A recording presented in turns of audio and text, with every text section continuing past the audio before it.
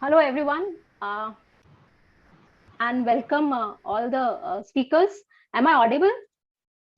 Yes, ma'am, you are audible, ma'am. Please continue, ma'am.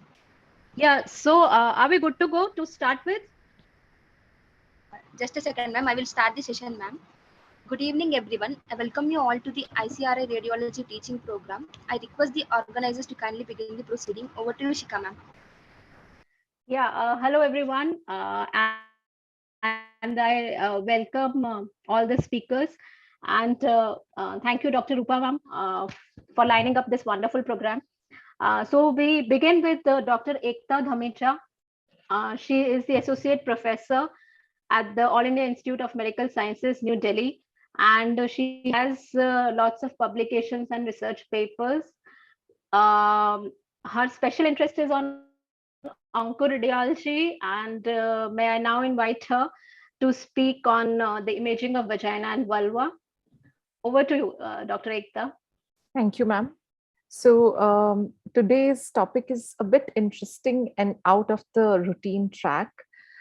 This is something which we often, more than usual, do not look at that much. So let us begin with imaging of vulva and vagina. So before going directly to the pathology, it becomes mandatory for us to understand or have a basic understanding about the embryology and anatomy of the two structures. Then we'll move on to the pathologies and role of imaging. So what we need to remember is first we need to distract ourselves a little bit that we are not talking about uterus, cervix, or ovaries, because that is what primarily primary pathological organs are for pelvis and female pelvis. So what we need to understand is that more or less they have overlapping development. So as far as we are concerned about the vagina, it is a fibromuscular tubular structure which is lined by estrogen sensitive mucosal epithelium, and it has basically two parts.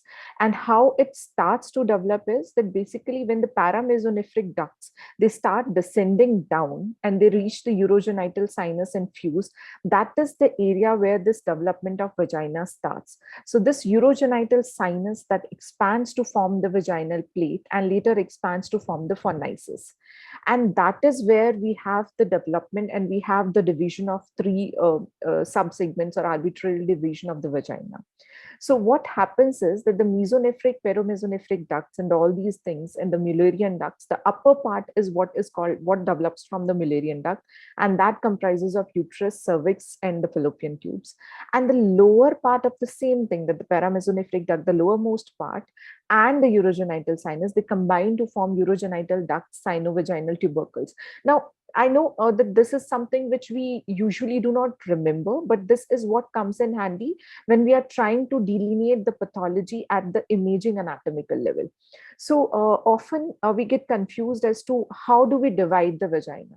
So it is not a hard and fast structural differentiation or categorization, but what we need to remember broadly is that at the level of bladder base, there is this urogenital diaphragm. The structures which arise from the urogenital diaphragm, they are there, and that is the junction. So above the level of bladder base is the upper third of the vagina. At the level of bladder base is the mid third of the vagina, which is slightly smaller division. And along the urethra, below the level of bladder base, and all along the urethra is the lower third of the vagina, which extends to the perineum up to the level of urethral orifice, and that is where the vulval anatomy starts. So just to broadly understand, because often it gets very confusing as to what we call what and why this particular thing drains there. So basic anatomy and basic embryology becomes mandatory for us to understand. So this is how it happens, that the paramesonephric ducts descend, they fuse with this urogenital sinus, right, at around 5 weeks. And what happens now is that this particular part, the yellow colored ones, that develops into the vagina, vaginal plate, and part of it, this caudal tip of the paramesonephric ducts. This forms the fornices of the vagina. So upper part has some component from the paramesonephric ducts as well, and that is why it receives the arterial and the lymphatic drainage from the uterine branches. So that is what is important. That is why we should have at least just this overview of how it develops. So the fornices and part of upper third of the vagina has contribution from the paramesonephric ducts, and the rest of the vagina and the hymen, they develop primarily from the urogenital sinus at around, and this all thing division and development starts at around 9 weeks. And this is important predominantly basically for the developmental anomalies of the vagina, because whatever will be here, and that is why all these Mullerian duct anomalies, they often do extend up to the vagina as well. So that is why this becomes important for us, although for this particular topic in this particular session will not go that much into the details of the anatomical or developmental pathologies. So this forms the basis of extensive blood supply to the vagina from the vaginal as well as uterine branches of internal iliac arteries. Because of the, by virtue of its development, upper third receives branches from uterine artery, mid third receives branches from uterine artery as well as the mid rectal artery, and the lower third receives arterial supply from the internal pudendal as well as external pudendal, which are the branches of internal iliac and femoral artery respectively. Venous drainage is basically via the extensive pelvic venous plexuses, and they drain finally into the internal iliac veins. Lymphatic follows, as I mentioned,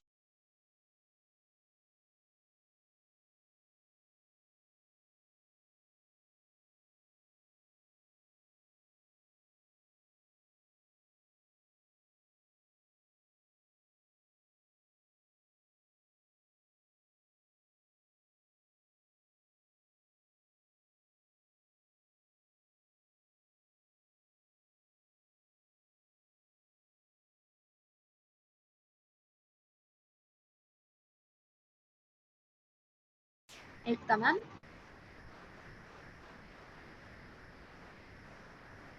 Shika ma'am, I think Yes. Ekta ma'am Uh, lost his connection, lost her yeah. connection. Dr. Ekta.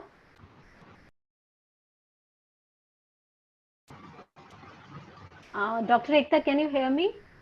No ma'am, she left the meeting. I'm calling her ma'am. Okay.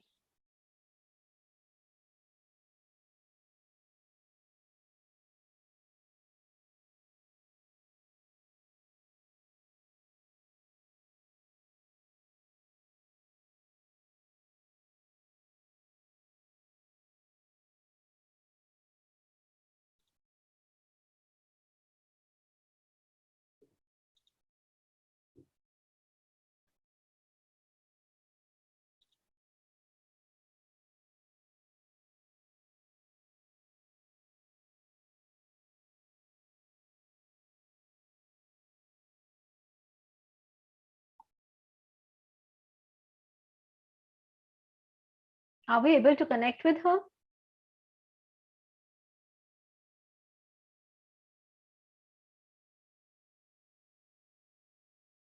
Yes ma'am. She's just joining in 2 seconds. Okay. Great. Yeah.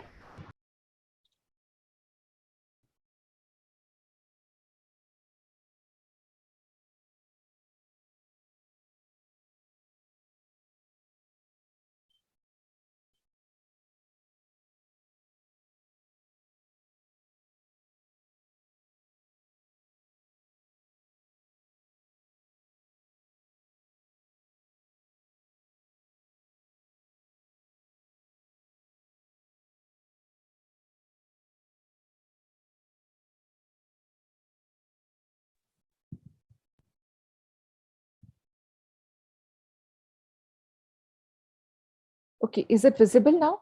Yeah, it's visible, Yeah, Dr. Ekta. okay. I'm sorry. It's No, very that's bad that's weather here, so I think that is why. Okay. So let us resume. I'm sorry for the interruption. So if we go now to ultrasound and we start evaluating the vaginal pathologies on ultrasound, it becomes important that we know how it normally appears on ultrasound. So when we are trying to evaluate it on transabdominal sonography, it becomes important that the lady should have full bladder. Now, this appears as a triple line. The vagina, normal vagina, appears as a triple line echos. That means the internal will be a white line, echogenic, because of the mucosal interface, and the two muscularis layer, which will be hypoechoic. So something like this. And similarly, it will be on TVS or truss. So basic imaging modalities for ultrasound will be either transrectal ultrasound or transabdominal ultrasound. Transvaginal ultrasound we do not often use because the probe itself is in the vagina. However, if we want to evaluate something or specific pathology by transvaginal route, we should have an end firing probe or side firing probe rather than end firing probe. So how it looks on trusses when we are visualizing it through the rectal lumen, that these two are the hypoechoic muscularis layer, and there is the central echogenic rim that is formed because of the mucosal interface. So this is the vagina, and this is the cervical mass in a patient of CA cervix. CT has a limited role because of its poor soft tissue resolution. It is commonly used for staging and response assessment or follow-up for the patients. Why? Because it is less costly and more readily available as compared to MRI in our settings.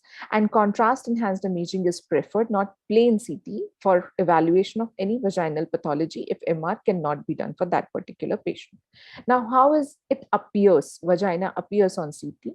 If there is some fluid within the vaginal cavity, it is easily differentiable. So anteriorly will be the urethral soft tissue, posteriorly will be the rectal or the anal canal.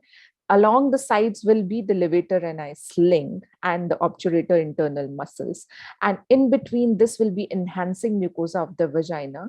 This is appreciable in these axial images because there is some fluid and air foci within the vaginal cavity. So as we go down, this is the extensive venous plexus, which is draining the vagina. It is a very vascular structure.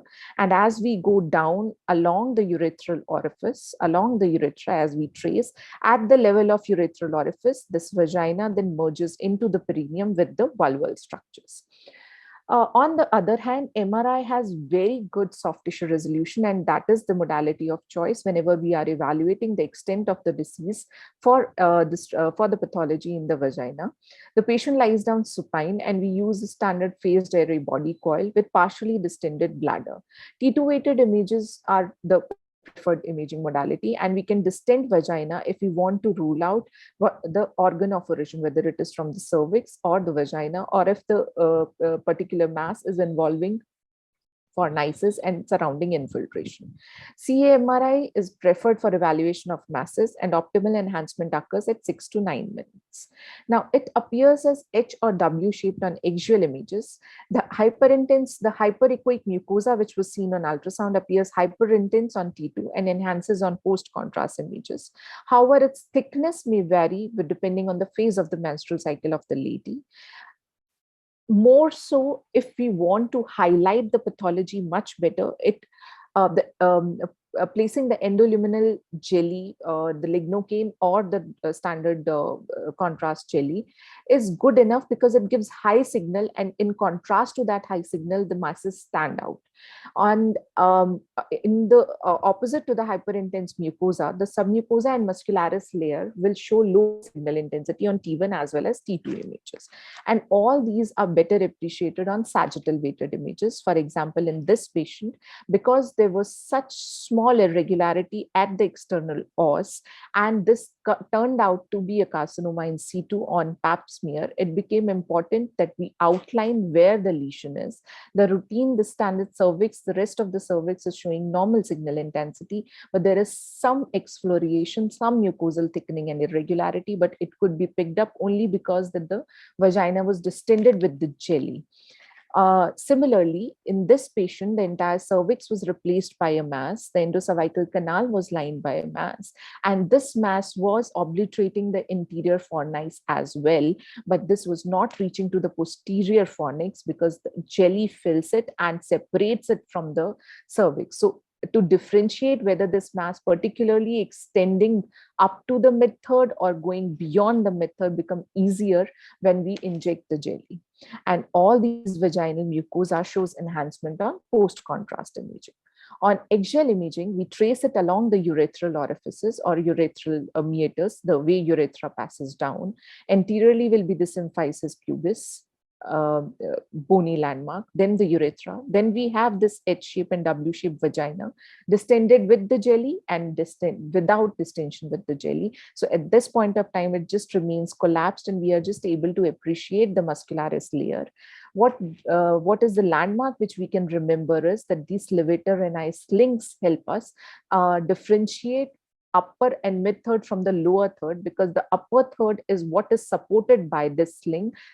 However, the lower third does not have the support of the sling or the ligaments which support vagina or which support the urogenital diaphragm. So as we go down, it merges to form the vulvar structures.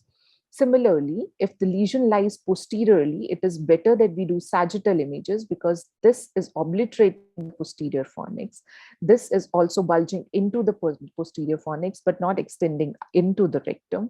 And this is like obliterating the lateral fornices. So placing jelly becomes easier because if it is collapsed in this patient, it becomes very difficult for us to say whether this part of the vagina is totally involved or it is just. For example, in this patient, we are sure that it is involved, the fornix is involved, the upper third of the vagina is involved. However, in this, we are not too sure because we have not distended the vagina. We know it is bulging into the fornix, but whether it is extending beyond the fornix, yes, there is this hypointense line which gives us an idea, but distending makes it easier to understand. So now coming to pathologies, we have broad classification about benign and malignant. I'm not going into the detail of congenital because that is a different session altogether, which I am sure must have been covered in the session of primary infertility. We'll go to the acquired benign pathologies, which primarily include the cyst and post-treatment changes. Then we go to malignancies, which are predominantly secondary involvement of the vagina rather than primary involvement.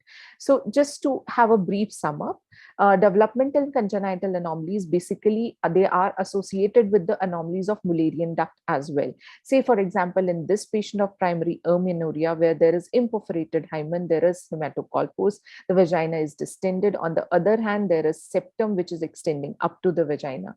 So these are developmental anomalies which are primary cause for primary infertility often, and they are associated with other abnormalities. The acquired abnormalities or acquired pathologies in the benign category are predominantly and most commonly in the form of cysts, which can be Bartholin gland cyst, Gartner cyst, skein duct cyst.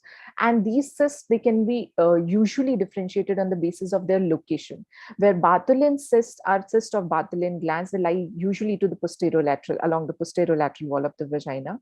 Gartner cysts lie anterolateral to the vaginal wall. And these are basically because the embryological remnant of the mesonephric duct, they are associated with other abnormalities as well. On the other hand, skein duct cysts, because they are arising from the periurethral duct, they are basically the retention cyst of periurethral ducts. They are usually along the urethra and they are lateral to the urethral meatus. If these cysts are incidentally detected, there is nothing to be done. If they are causing pain and if they are not aspirable and they are not that much of a size, conservative management is done. Drainage and excision is done only for complicated cysts and which are not responding to the conservative management. As I said, they are usually asymptomatic, and if they present either with pain or periunia. If infected, they can present as an abscess, and at that time they need excision and drainage. On imaging, if they are uncomplicated, just like any other cyst, they'll be anechoic. Echos, if they are complicated. CT attenuation will base on its content. Sometimes they are high, they show high HU values because they are proteinaceous or they are infective. On MRI, again, just like any other cyst, they are usually uncomplicated, will be bright on T2 and they'll be hypo to iso on T1. Signal will vary if there are hemorrhagic and proteinaceous contents.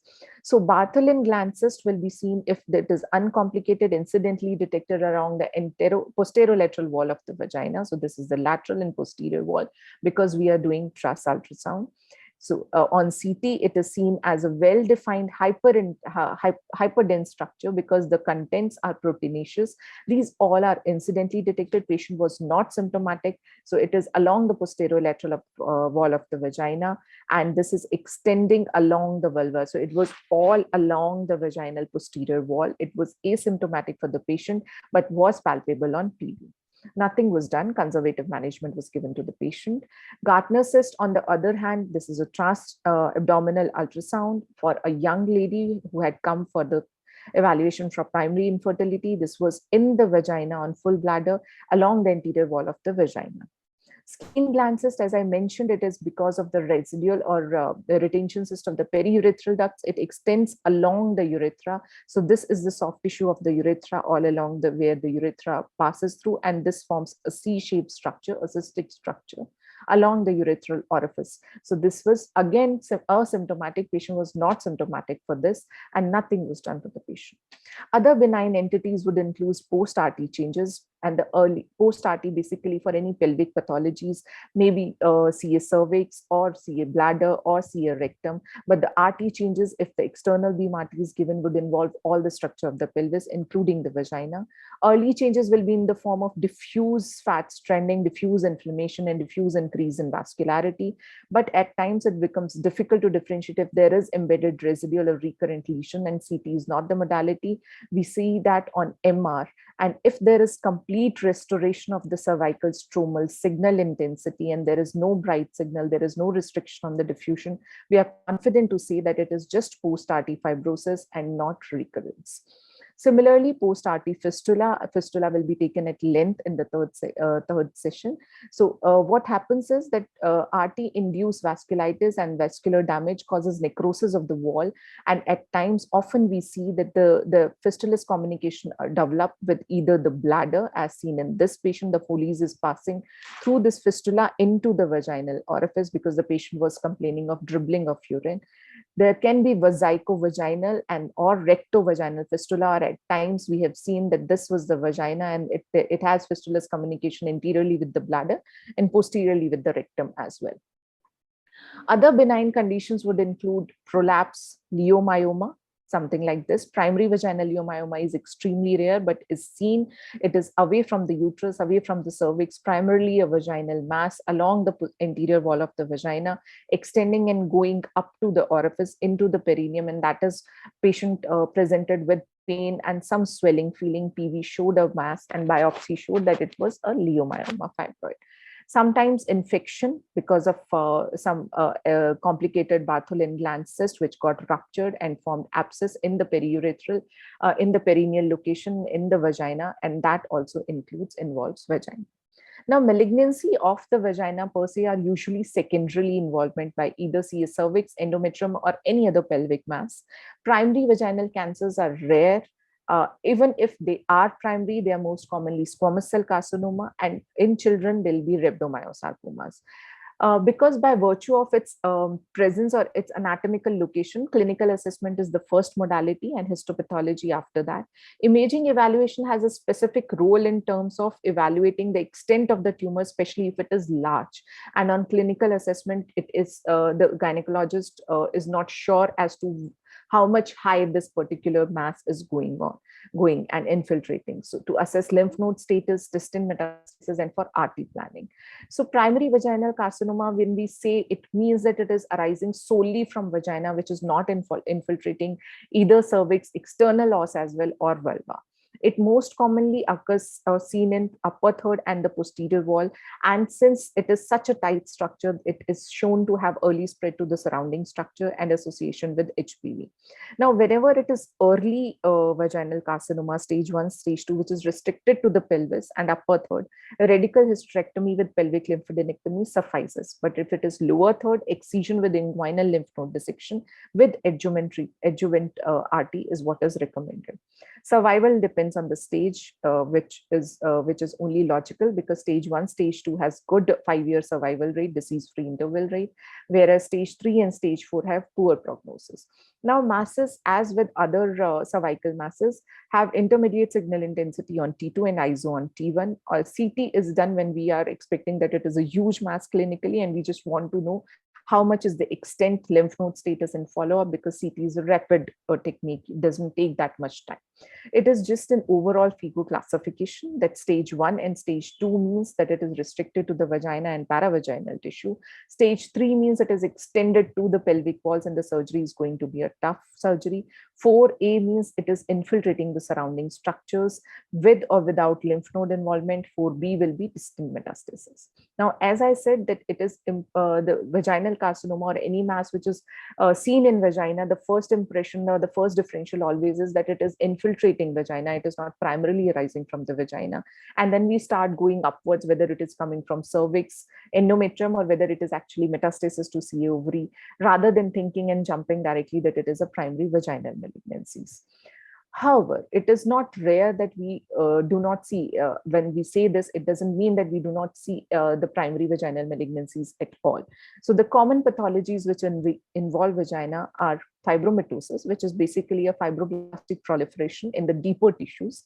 Usually or most commonly it occurs in the extremities and peripheral, but it is seen in the abdominal wall and intra-abdominal structure as well. It is a locally aggressive, frequently recurrent disease and has infiltrative pattern, which is slowly grows and causes pain.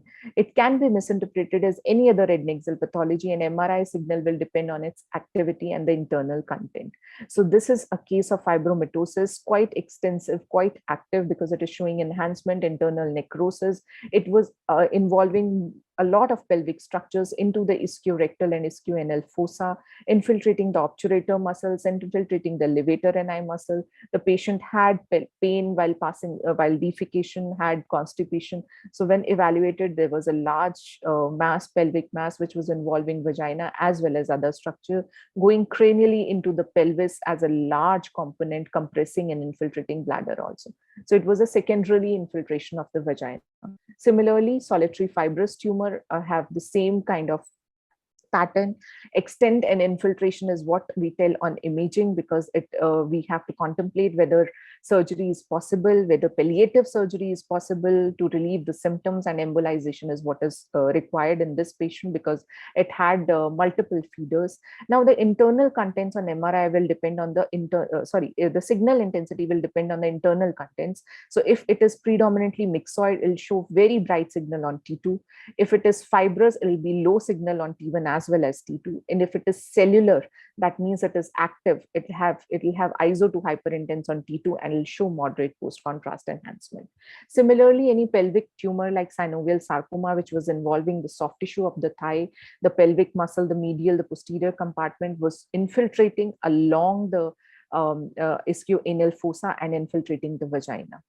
Similarly, CS cervix arising from the cervical stroma, infiltrating the parametrium, infiltrating the bladder, was going all the way down to infiltrate the vagina, going into the lower third and involving the perineum as well.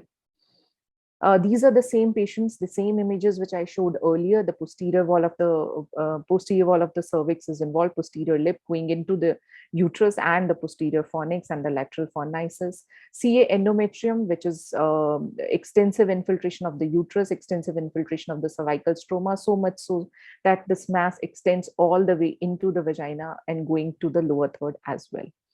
Metastasis or recurrence in CA ovary. This patient was just on surveillance after CRS of her CA ovary, epithelial tumors of CA ovary, but she presented with a huge mass in the pelvis and on pars speculum, which was predominantly necrotic. It was in the vault in the vagina. The entire vagina was extended and it was going into the lower third of the vagina as well. So it was biopsy proven recurrent CA ovary. We didn't know, it is difficult to differentiate whether it was a metastatic disease or it was some residual disease which which just recurred or increased in size. On the other hand, this was a patient who had of CA cervix post-op, post-adjuvant treatment, but had recurrence, which was in the infiltrative form involving the vaginal vault, bladder, rectum, the lateral pelvic wall. Mixed Mullerian tumor operated but presented as vault recurrence, infiltrating the vaginal vault, going cranially, abutting the rectosigmoid junction, infiltrating the bladder. primary CA vagina in the form of squamous cell carcinoma, uterus is fine, cervix is fine. There is intervening small gap of the vagina which appears normal, and it is predominantly in the mid at the level of bladder base along the urethra and the lower third of the vagina with lung mets. Similarly, most of the vaginal primary are basically at the vault after surgery. So this was squamous cell carcinoma of the vault in patients with follow-up of CA cervix, infiltrating the urinary bladder. This is again vaginal vault carcinoma with post-arti fistula formation. DG stent was placed, but it shows that there is necrosis, there is dehiscence of the wall and fistula formation. Another vault CA with bladder as well as rectal infiltration overt. Presence of lymph nodes indicate inguinal lymph node indicate that there is definitive extension to the lower third. This vault mass infiltrating the bladder, but definitely going down to the lower third with inguinal lymph nodes, as we know that they drain into the inguinal location. Vault CA with infiltration of the urinary bladder in the patient post-op CA endometrium. On the other hand, in the children, it is basically rhabdomyosarcoma. It is rare but rapidly growing tumor with predominant sarcoma botrytis variant, and they are malignant mesenchymal tumors. They respond very well to chemo-RT, but they are quite huge by the time they represent. It is an entire mass and nothing, no pelvic structure could be delineated. The bladder, vagina, uterus, fallopian tubes, anal canal, all are involved by this mass with resultant hydrouretronephrosis. The rare tumors like melanoma are seen as intensely enhancing lesion within the vagina by virtue of their melanin content. They are usually seen in the lower third and in the interior walls. And even when they are small, they often present with bleeding and discharge because of their internal characteristics. Now, based on their melanin component internal constituency, they are hyperintense on T2 and they can be bright on T1 with heterogeneous enhancement. And like any other location of melanoma, they are prone to have distant metastasis even when they are smaller in size. So we have to be very careful when there is histopathological diagnosis of melanoma. It was a patient with melanoma with multiple lymph nodes encasing the iliac vessels and distant metastasis as well. On the other hand, rarely we see primary vaginal lymphoma. Now, by the time this patient had presented to us, there was cervical infiltration also. So at this point of time, it is difficult to say whether it was a cervical lymphomatous infiltration, which was going into the vagina, or it was primary vaginal lymphoma. Nevertheless, it was treated as a pelvic lymphoma or the genital tract lymphoma. On the other hand, we often see metastasis, especially in the cases who had been operated. For example, in this patient, she had underwent surgery for CA endometrium, but she came back with bleeding PV, and it was noted that there was a mass which was quite well defined in the upper third and the mid third of the vagina. There was nothing at the vault. There was nothing anywhere else, but only this mass along the posterolateral. Initial thought was whether it is a bathylin cyst which is infected, but when biopsy was done, it came out to be metastasis. Now, it becomes very important, or it is a very critical question, whether these are called as skip lesion or contiguous lesion, or they are metastasis. So there are two school of thoughts. Some people say that if it is in this uterus, cervix, and only upper third of the vagina, you can consider it as a skip lesion or a contiguous lesion with intervening microscopic spread. Some say that this has to be considered as metastasis. The management overall remains the same because it is the extent of the disease increases. Now, this was basically an overview about how the vaginal pathologies are evaluated. Now we go to the vulva. As you remember, if you remember that we knew that the paramesonephric ducts had descended, they had merged with urogenital sinus, it formed the vaginal plate, and it went down till the hymen. Now, this anterior part of the urogenital sinus then starts forming the vulva.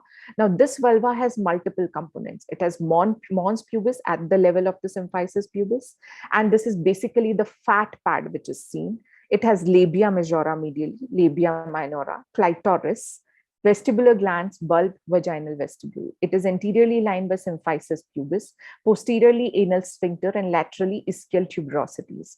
The important thing to remember is all these are contiguous with each other. So it is difficult at times to separate out that this is where that is where labia majora is ending, or that is where mons pubis is ending. They all kind of merge together, and we just see the anatomical landmarks to sometimes understand where the lesion is located.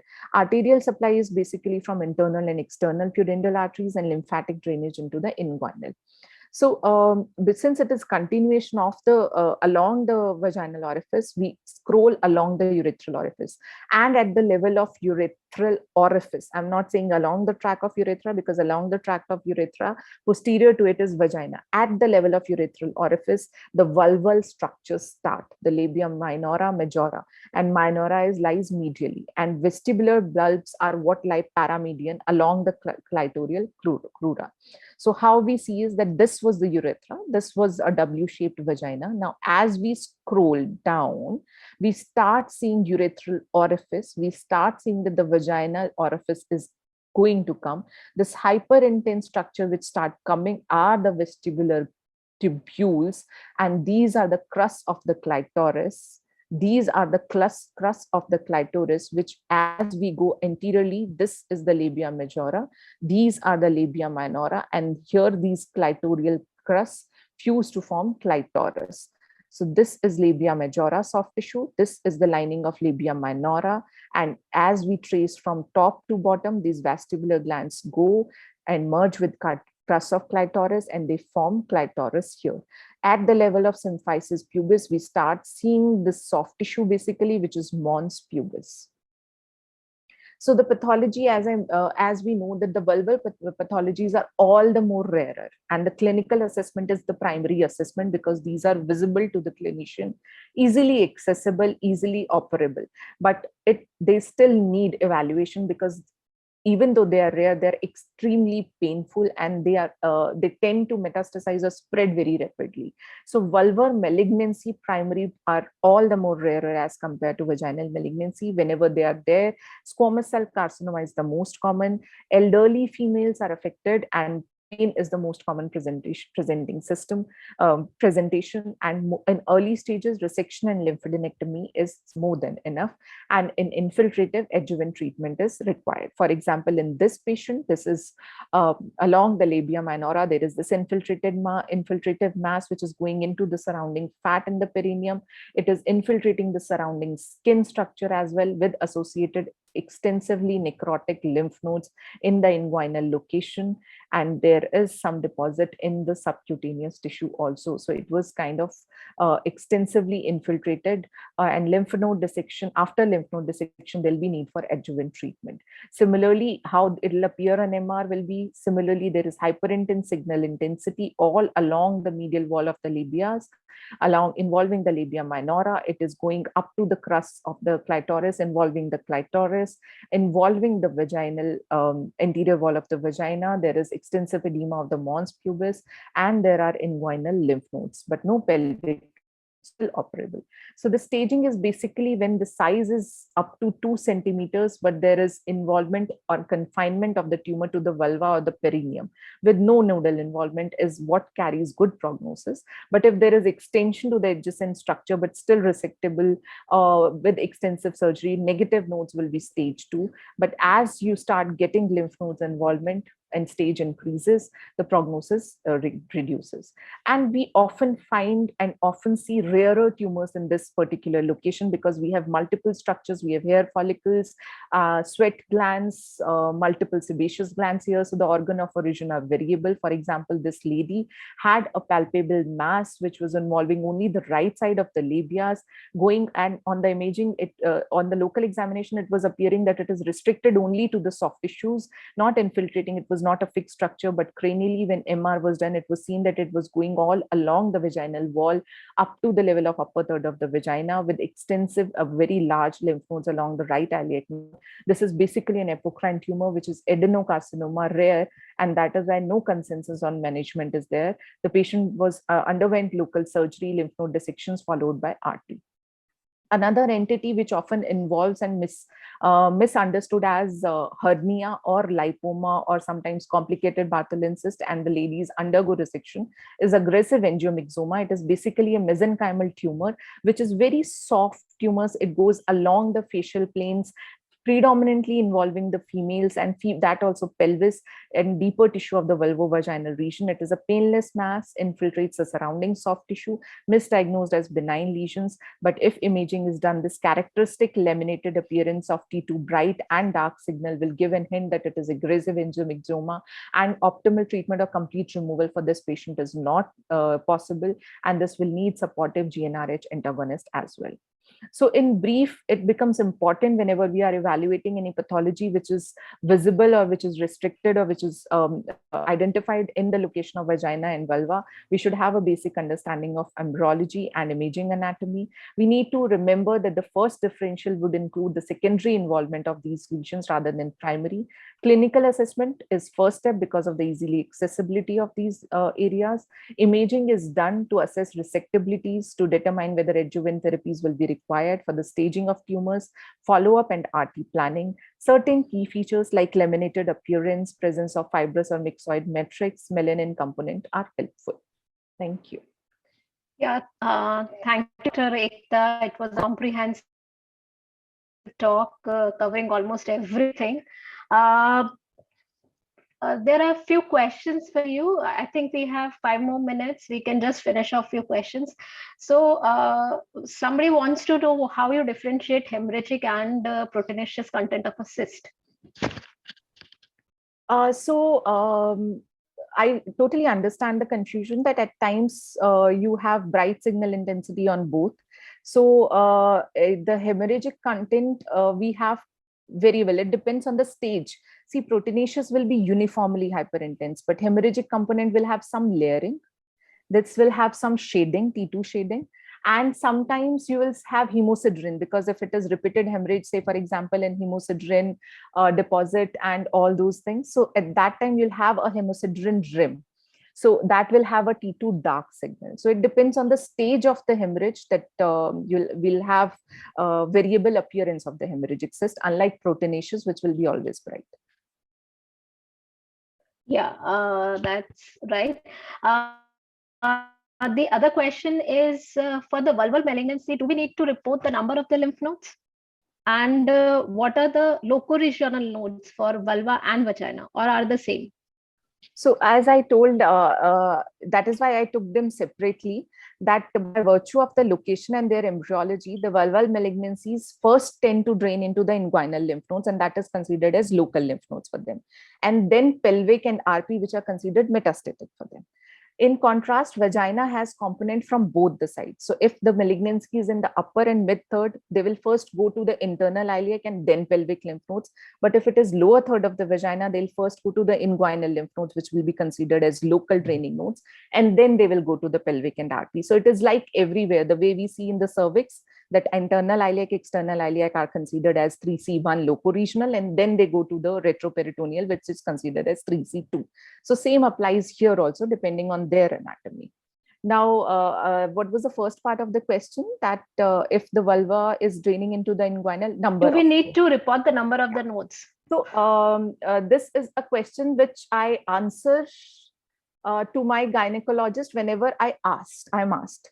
Because at times they say that they are going to do inguinal lymphadenectomy, and we have even marked for them that these are the nodes which are absolutely suspicious, and these are the nodes which you'll have to remove because they are coming in the same group. But as of now, as a routine practice, we are not asked specifically as to how many lymph nodes are there. Yeah, got it. And one last question, does the vagina supported by the levator ani, and to what level? So it is not as such supported by levator ani, because levator ani will go to the rectum. It will form a sphincter. It is just an anatomical landmark that all the levator ani structure, it will be coursing through it. So upper third, and when you're scrolling through the vagina, you will be seeing levator ani in where it is upper third and the mid third. In the lower third, that structure will not be seen because it will form sling and it will end there. Very nice, Dr. Ekta. Thank Thank you so very much. It was a thank wonderful talk. May I now invite the next speaker of our session, Dr. Palak. Dr. Palak Popat, are you there?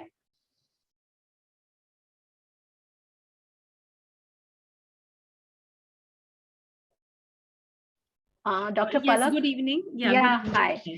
Yeah, so it's so nice to hear you again.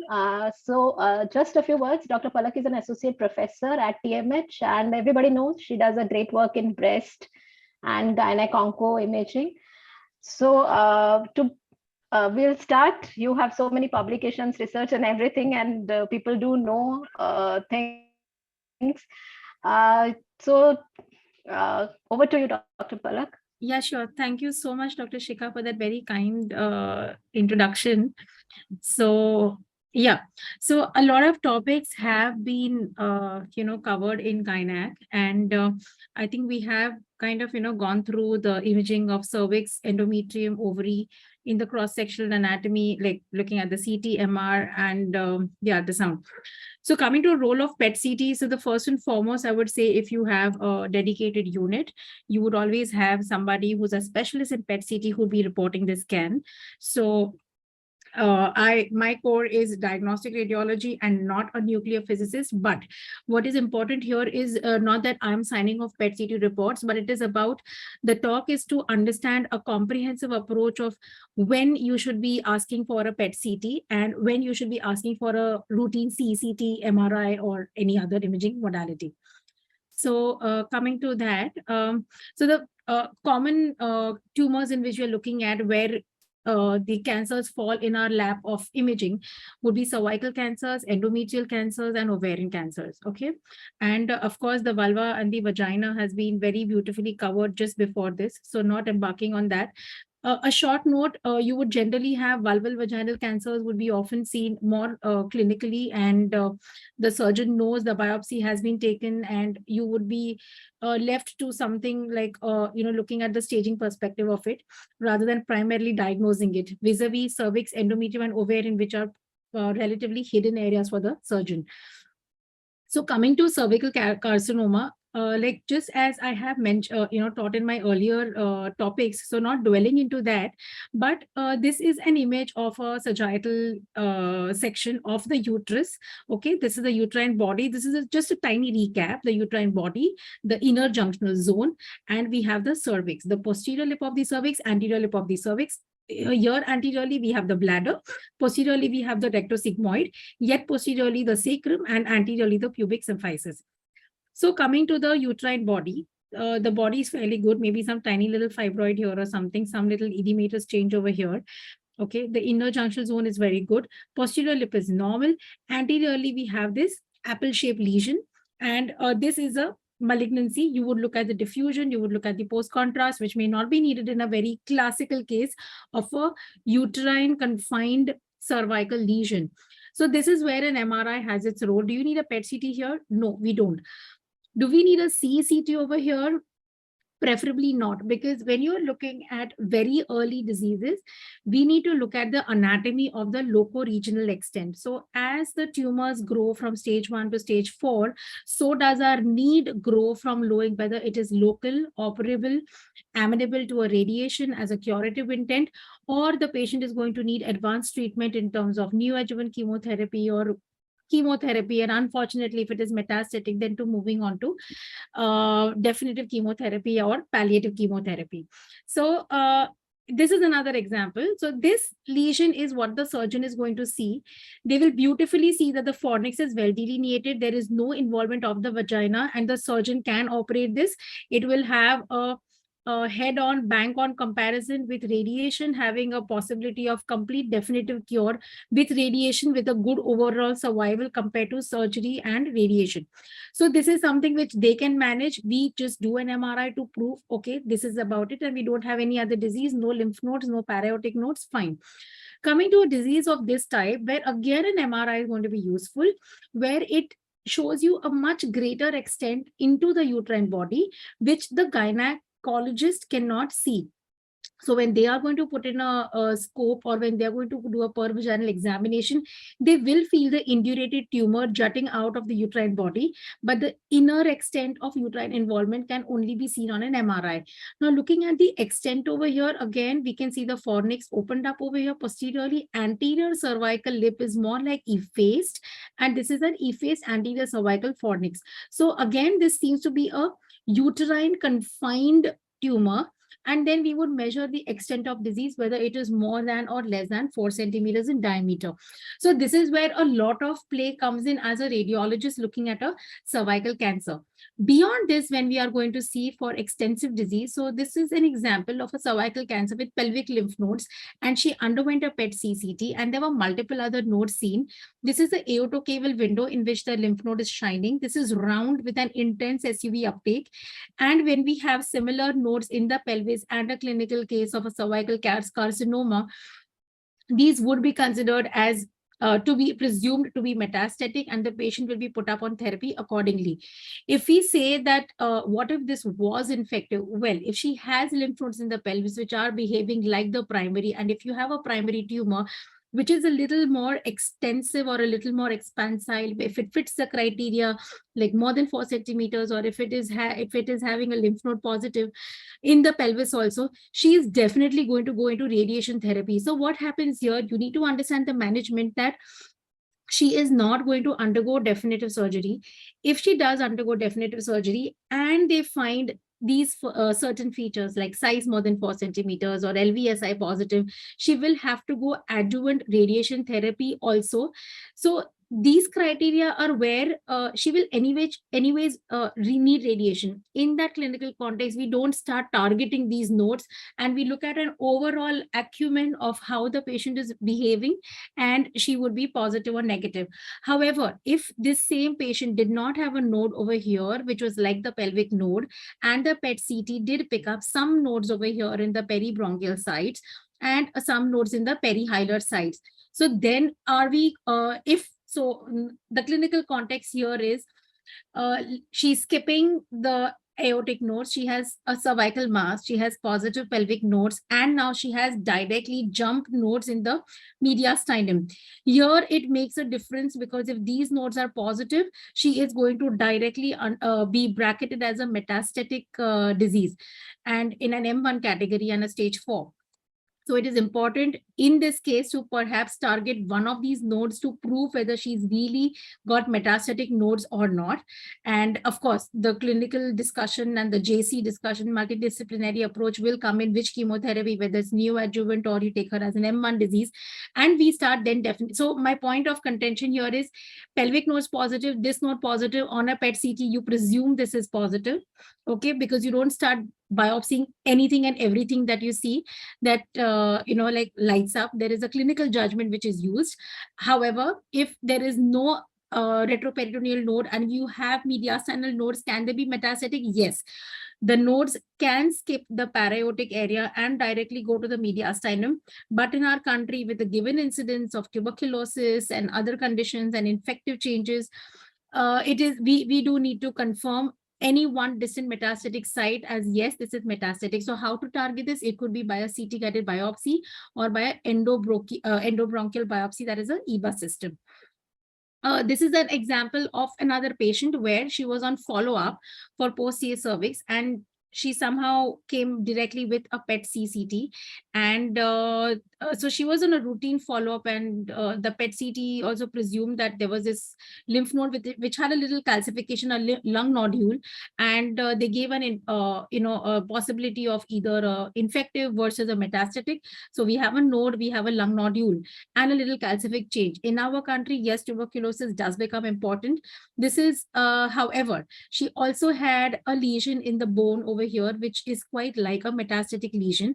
And in the pelvis, there was this very faint uptake in the rectal wall. So there was a local recurrence involving the vault and the posterior aspect and the rectal wall, along with involvement of the bones and the lungs. So then looking at the entire picture together, she was labeled as a metastatic disease. So again, if she did not have this bone lesion, if she did not have this suspicious rectal uptake, then we would have considered, given this as a benefit of doubt, and perhaps biopsied one of these two sites to confirm whether she's metastatic or not.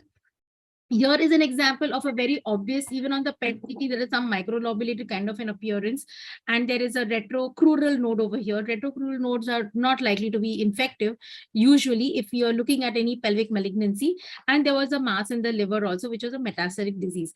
So we do have beautiful images, and when things light up, it is seen very well.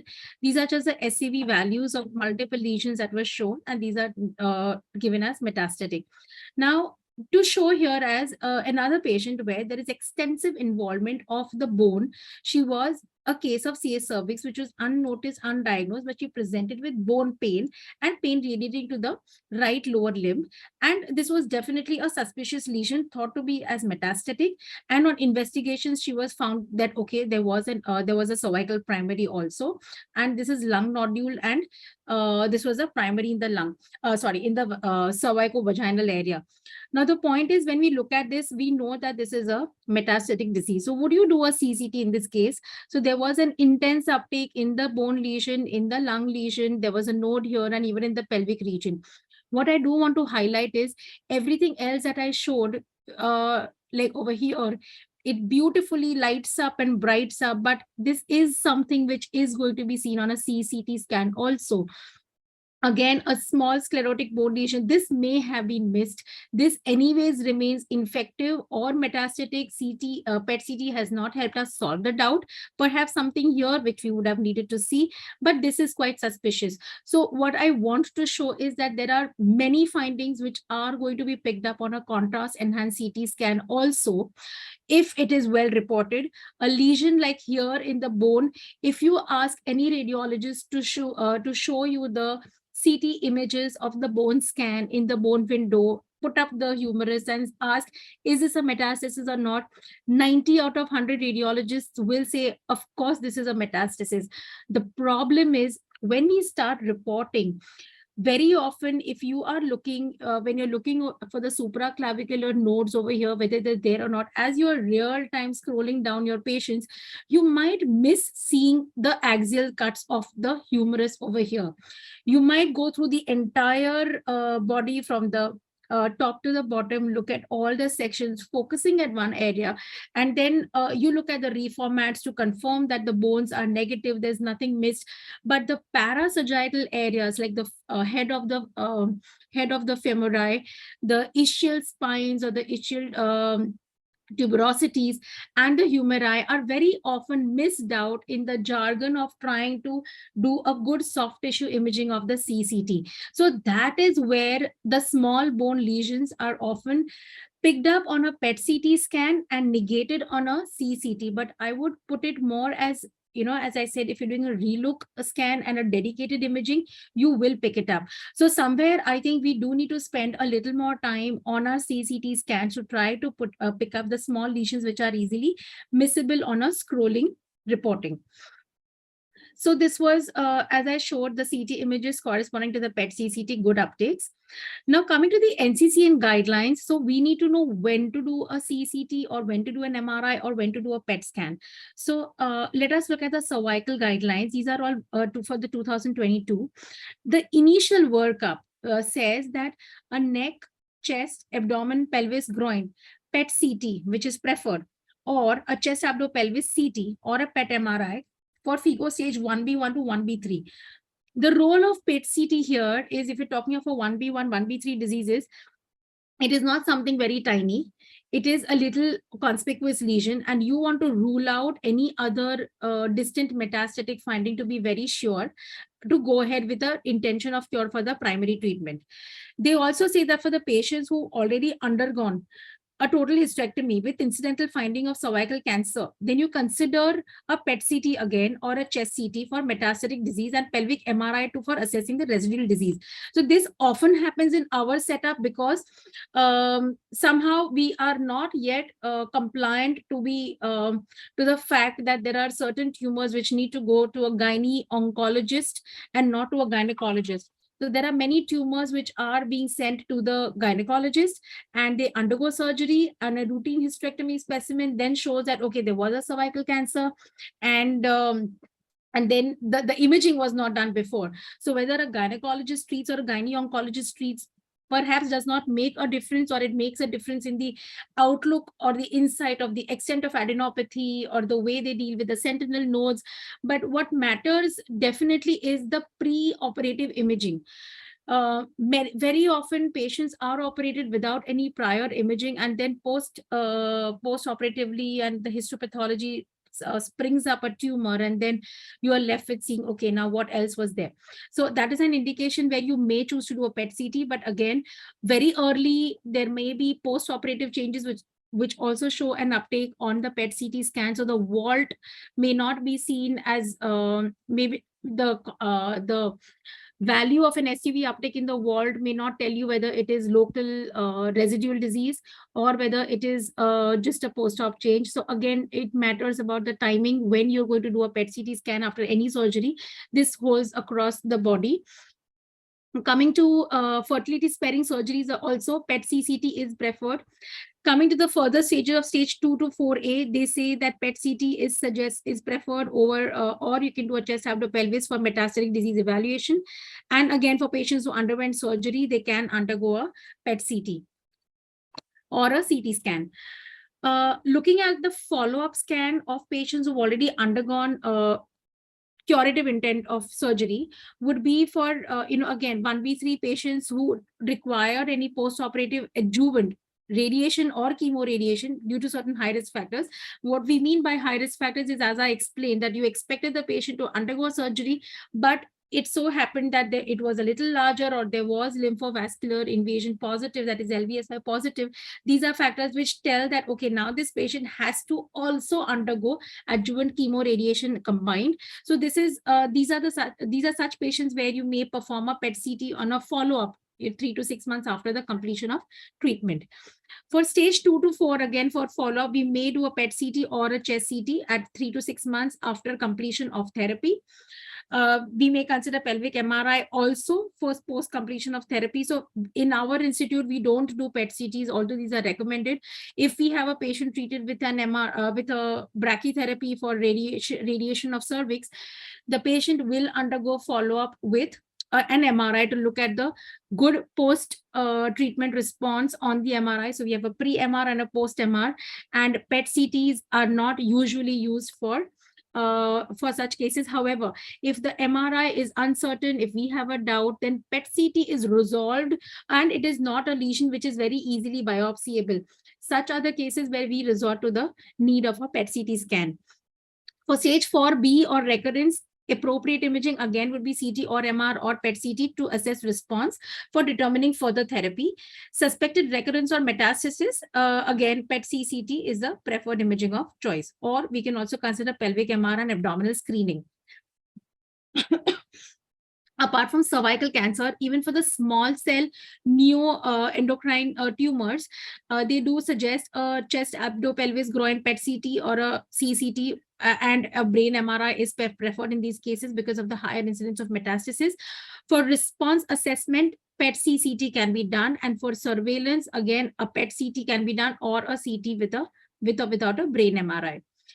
Looking at the ESGO guidelines, which are the European Society of Gynecology guidelines for cervical cancer, they suggest that in the primary diagnosis situation in locally advanced cervical cancer, or it is used in early stage disease with suspicious lymph nodes on imaging, so PET CT can be done, or a CCT. It is recommended for nodes and distant disease assessment, which is the grade B recommendation. A PET CCT is the preferred option of treatment planning for radiotherapy with curative intent, which is also a grade B recommendation. what do you mean by a grade B recommendation is that there is a strong or moderate evidence for efficacy, but with a limited clinical benefit generally recommended. It is very important to understand this. If I say my sensitivity is 89% and the sensitivity is improving to 91%, so statistically, okay, a PET CT has helped you over a CCT, but whether you start doing PET CCTs across this cohort of population for the disease treatment that you're looking at is not very justifiable, and it does not always translate into a clinical benefit. So before putting it into your hospital recommendations or before asking for an investigation, it is always good to have a clinical discussion with the gynae oncologist, the surgeon, and the radiation expert, as well as a medical oncologist, to decide is this going to change the management or not. Because believe me, even if you say that no, this node is 2 centimeters, I mean, if the node is like 4 or 5 millimeters and it is not changing the recommendation, patient has already had surgery, already had radiation therapy, and they are going to observe that 4 millimeter node picked up on a PET CT with a short surveillance, perhaps even the CT surveillance would have helped. So it is important to ask for a PET CT interjected at a point of time where it will change the management than putting them as routines. Coming to endometrial carcinoma, so again, a very short snapshot, like for example, we would do an MRI to look at this endometrial cancer, very nicely seen over here. Within the uterine body, it is nested inside. Perhaps the anterior myometrium is compressed, and posteriorly, I see a little indistinction of the inner junctional zone. So I'm not sure whether there is invasion or not. Definitely, it is less than 50% because this myometrium is not involved.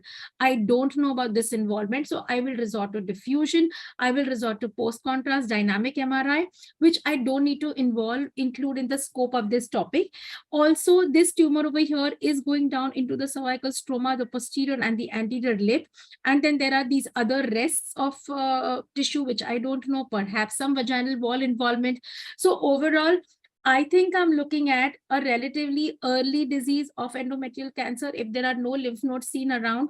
My battle over here is to see how much of the myometrium involvement is present and to guide the surgeon of what is the likely extent of lymphadenectomy which is going to be required at the time of surgery. This is where an MRI plays a crucial role with discussion with the gynae oncologist. If there is disease which is larger, if already there has been an ultrasound and you expect a larger volume of disease, the uterine body is not seen, the endometrium is replaced. So for example, over here, there is a large, poorly enhancing endometrial tissue, hardly any enhancing uterine body seen, and then there is this similar morphology extension beyond the uterine cavity. So we know that this is an extraserosal spread of an endometrial disease, likely to be an endometrial cancer. Here you would want to see for lymph node staging if there is any metastasis, and this is definitely a much more aggressive disease. And here we are worried about a stage 3 versus stage 4. And what we do see is, look at the vessels over here, and the vessels are seen here, but this is likely to be a metastatic node. Now, if I have a PET CT which is going to light this up, I would be happy saying that my PET CT picked up the node. But what I would want to request is, please look at the nodes well, because this node is round and it is very much similar in morphology to the node over here. By dimension, this node is going to be 5 to 6 millimeters and not larger for sure. It is just as much as the size of the vessels over here. So when we say that the cutoff of CT is good for 9 millimeters nodes in the pelvis, that's not true. You can detect 4 and 5 and 6 millimeter nodes with a very good accuracy if we take a good precaution of trying to analyze their morphology, their margins, their enhancement, and their location. So this is a very obvious disease where I wouldn't have needed a PET CT to stage this tumor. There is a definite para-aortic node, and this is suspicious for metastasis. There wouldn't be a differential if I'm going to look at these two scans together. A PET CT was done for another patient of CE endometrium where it was expected to be a local disease with some small pelvic nodes again, but there were these suspicious nodes higher up, which would be also seen on the CT scan. And then there was this gastrohepatic node here, and these were positive. Again, a large parietic node example of how the uptake is on a PET CT scan. So coming to the NCCN guidelines, what they have to say for endometrial cancer. So they say when you're looking at the initial workup, you may consider a neck, chest, abdo, pelvis, groin, PET CT if metastasis is suspected in select patients. All right. The other initial imaging should be based on symptomatology and clinical concern for metastatic disease. So, for example, if the patient has headache, then you would ask for a for a MRI brain or a CT brain. And why this is important is because, as a standard, the PET CT scan covers from the skull base and up to the mid thigh. However, in our institute, they do include the brain from the vertex. So which is, I think, the skull being included from the vertex is a very good idea, because sometimes then on a follow-up scan, there is this dural base lesion and you don't know whether it is really a meningioma or it was a metastasis, whether it was there or not there. So I think it is always prudent, if you are subjecting a patient to a PET CT scan, perhaps include from the vertex. All right. The other indications are infertility sparing treatment. Also, you consider a neck, chest, abdo, pelvis, groin, PET CT if metastasis is suspected in select patients. Okay, so it is not for all comers. If there is suspected recurrence or metastasis, then of course you do consider a whole body PET CT or abdomen and pelvic MRI in select patients as clinically indicated. Coming to the ESGO guidelines over here again, so what they recommend is that PET scanning has an excellent specificity for the preoperative assessment of lymph node metastasis in patients with endometrial carcinoma. Its moderate sensitivity for detecting the node metastasis during pre-op staging probably reflects the need of greater metabolism required by cells and a higher SUV. What do you mean by this? Basically, it says that the nodes can be well seen on a PET scan, all right? However, there is a certain amount of increased metabolism required to give you that definite SUV uptake. Because if you have a lower grade of involvement of the nodes, the SUV uptake may not be as high, and you may have a poorer SUV uptake, and which will not let you differentiate as accurately whether this node is metastatic or not. What is the relevance behind this statement? Because this is questionable in the era of sentinel biopsies. So now, as what happens during the treatment of endometrial cancer is that if you do raise the suspicion of whether this node, the obturator node, is involved or not involved, any which ways, the gynecologist is going to do a sentinel biopsy, and that is going to dictate the further extent of management. So if you are in a good setup where there is frozen and they practice sentinel biopsies during surgery, then the relevance of this picking up isolated nodal disease in the pelvis may not help much, because if there are larger nodes, the treatment is going to change, and they are anyways going to not do a definitive surgery for such patients. However, when you expect on your MRI that this is a local disease and you're not expecting much of an adenopathy or maybe just one small node, and the surgeon is anyways going to do a sentinel biopsy for that therapy, it may not be relevant to probably pick up an SUV uptake in that 4 or 5 millimeter node, because this means that there isn't a clinical relevance of change in management. And this can be beautifully understood if we step into a multidisciplinary clinic, or if there is no concept of a multidisciplinary clinic, just call your surgeon and tell them that I'm seeing this small node and I think this is suspicious or indeterminate or the MRI, but I'm not seeing anything else. Does this change the therapy? It probably will not change. But if it is changing the therapy, then perhaps you can do a PET CT. So it's always wise to discuss and see the relevance of your imaging. Again, they recommend that depending on the clinical and pathological risk, additional imaging findings, thoracic, abdominal, and pelvic CT, MR, PET, or ultrasound should be considered to assess for ovarian, nodal, peritoneal, and other sites of metastatic disease, which is a level evidence 4 and a grade recommendation of C. By level evidence 4, we mean it is data which is generated from retrospective cohort studies or case control studies. So it is not a very robust data. And the grade of recommendation C means it is an insufficient evidence for efficacy or benefit, and it does not outweigh the risk or the disadvantages, example, cost, adverse events, etc. So it is an optional modality. Coming to uterine sarcoma. So again, when we talk of endometrial cancers, you should remember carcinomas and sarcomas are two different pathologies with two different pathways, and they would have their own guidelines. Okay, so we do not fit one into the other. Even the TNM staging for the two differ. So for a uterine sarcoma, again, consider a neck, chest, abdo-pelvis, groin PET CT to clarify any ambiguous findings in an initial workup.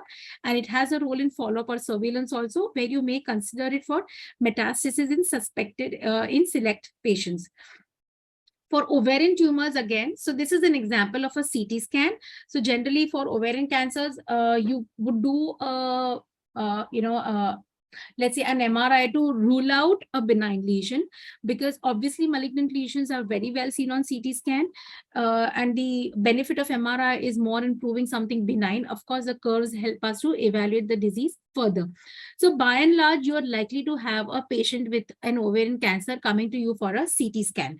So just a snapshot again, a little memory recall. So this is the patient with probably a bulky right adnexa over here. I don't really see an ovarian tissue as such, and this is not the bowel either. And there is a septate cystic lesion in the left adnexa also, a little solid component perhaps, and maybe this hole is the left adnexal site. There is definite ovarian nodularity and some ovarian, if this could either be bowel or it could be deposits based on my scrolling.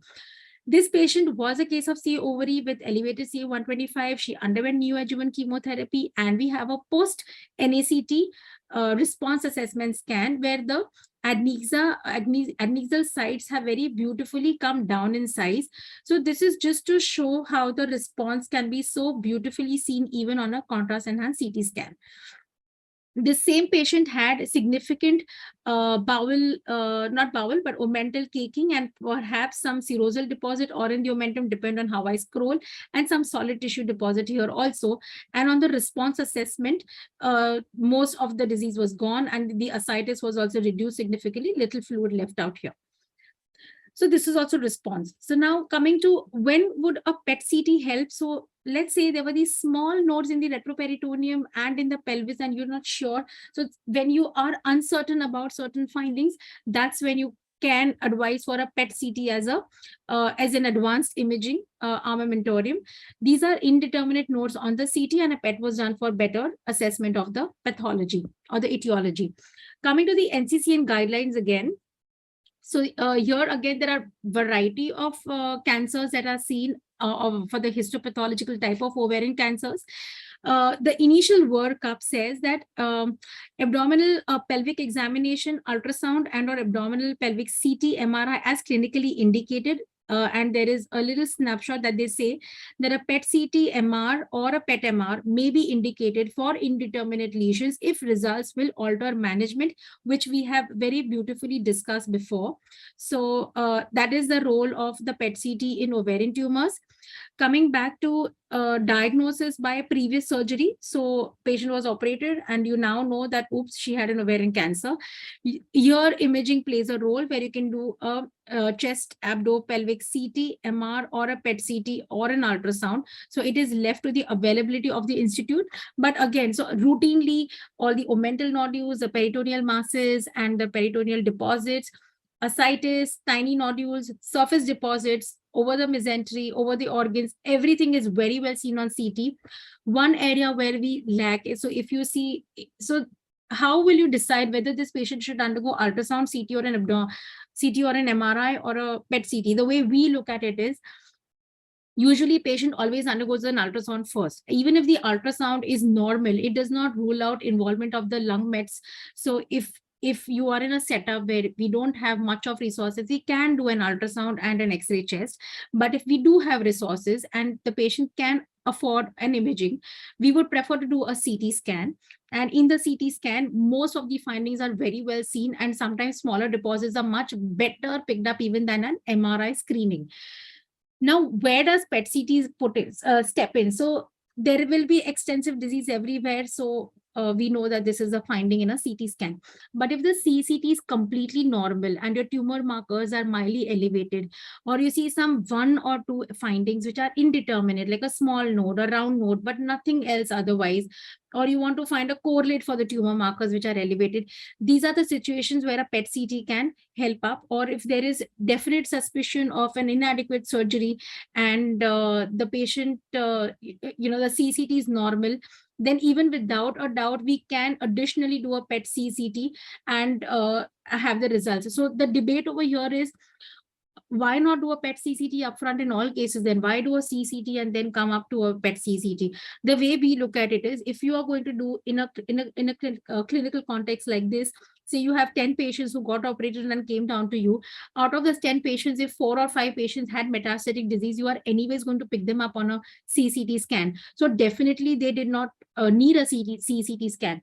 So somewhere with your clinical judgment, you are doing a double investigation for 1 or 2 patients, but you are saving 7 or 8 patients unnecessarily going ahead with a much unrequired treatment, because they were definitely metastatic on another way. So again, it's always a discussion socially, economically, with your surgeon, with your medical oncologist, and your hunch and your preliminary ultrasound report. If the ultrasound report says there are frank liver mets, there's no need of doing a PET CCT. A good CCT will give you a baseline assessment, which will form a framework for you to see your response assessment. And the tumor markers are always there to again help you. Again, looking at a post-primary treatment, there is a role of imaging, as we have discussed. It is also there for monitoring and follow-up disease on surveillance. So the patient usually visits for 2 to 4 months, for 2 years, and then 3 to 6 months for 3 years, and then annually after every 5 years. And the imaging, again, there are various options, which I think we have discussed, and we can choose how to tailor-made our investigations. It is PET CT is not recommended in a very low malignant potential borderline tumor, which turned out to be on histopathology already post-op, and then the patient has come down to you. So this is not an indication for a PET CT. Malignant germ cell tumors, again, for which were diagnosed post-operatively, and the patient has now come. Again, as a baseline for adjuvant treatment to look at response, we can do a PET CT as a guideline recommendation, but as discussed, it would really be worth discussing with the clinician. So for example, there is this little soft tissue tumor here, and it looked away from the adnexal site and the uterine site and not knowing its pathology, and the patient had already come with a PET CT, and very nicely it is lighting up. This was an ovarian malignancy. Here again, there was a mild elevation of CA-125. Patient was on routine follow-up surveillance, and there was no disease picked up on the CT scan. However, there was a bright uptake seen over here. The patient is 8 to 10 months post-operative, so we don't expect post-operative changes to have such an SUV. But the radiologist gave this as a query post-op site change, just as a bracket of treatment, and the CA-125 was elevated, known after the CT scan was done. So this is how, if the radiologist was told that the CA-125 is elevated and we need to hunt for some small site of recurrence in the CT scan, the radiologist would have definitely flagged. So this is how reports can be bettered and made more meaningful when we have the CA-125, the clinical context, and everything ready when we sit down for reporting. Nonetheless, this was picked up on the PET CT, and this is how surveillance of the patient helped pick up the residual disease or recurrent disease at the scar site. So I would thank with this case, and if there are any questions, you could let me know. Yeah, thank you, Dr. Palak. That was very nice talk. Almost it covered entirely everything. There are a few questions. One student's asking, do you have any cutoff value for SUV to determine whether this is a metastatic or a tubercular node? So my first thing would be, please always talk with your nuclear physician, I would say, in your hospital, and you are an expert for your diagnosis, please let them be experts for what they do. Okay. Beyond that, coming to your question, tuberculosis can also have high SUVs. Now, it depends on the stage of tuberculosis that you're looking at. So the SUV uptake may also vary with the extent of inflammation and infection. So it is variable. At the same time, malignancies also can have a variable uptake. So it, as a blanket statement, we can say something like an SUV of 8 and 9 can be a good cutoff to have a near complete 100%, 99% sensitivity specificity for detecting malignancies. However, as tumors don't follow textbooks, even the SUVs don't follow textbooks. If there is a, like, let's say for cervical cancer, if there's a small tumor less than 4 centimeters, or if there is a low grade disease, it will have an SUV even of 5 or 6 or 7, which is not your malignant SUV. At the same time, a very aggressive tumor, we can have SUVs going up to 17, 22, 23.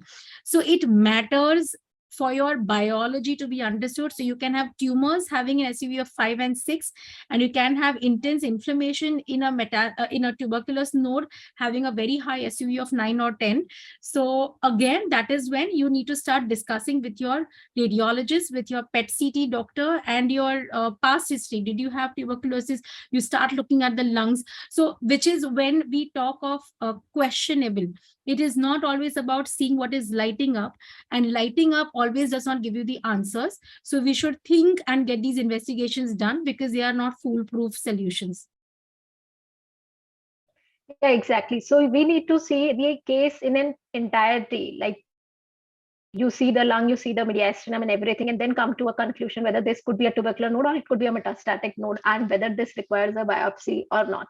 Another question is a hypothetical one. If an endometrial polyp on imaging is there, and then it turned out to be after surgery as a C endometrium, so what modality would you prefer to assess lymph nodes? So you could either do as per your NCCN guidelines, an ultrasound, a transvaginal, a CT, an MRI, or a PET CT. What would I do in this situation? So depends on the histopathology. The first thing I would want to do is an MRI, because if and whether she is a fertility preserving candidate or not, and her age and her want to preserve her fertility. If it was a very low grade disease and it was just within the polyp and she's completely clear free and she's been trying for getting pregnant since the last 3 or 4 years, so the discussion would be with the gynecologist. And the first important question that stems up here is there any disease in the remaining myometrium or not, to take her treatment ahead. So that's something we need to know for her ovarian fertility preserving and everything. So for loco-regional assessment, an MRI is always and always better and a superior modality. Let's see, this patient was 60 years old and some polypoidal removal, and you are more worried about having distant disease or not, then I would look at it socioeconomically, either a CCT or a PET CT. And I think if I have to frame a guideline for our country, I would say CCT, because I explained the reason why. And if there is a doubt, then we resolve to a PET CT as a solving modality. We have to understand 12,000 versus 22,000. Somebody who doesn't have money to eat food and staying on the footpath, definitely you don't start doing PET CT scans. And perhaps I would have done an ultrasound and a chest X-ray for her.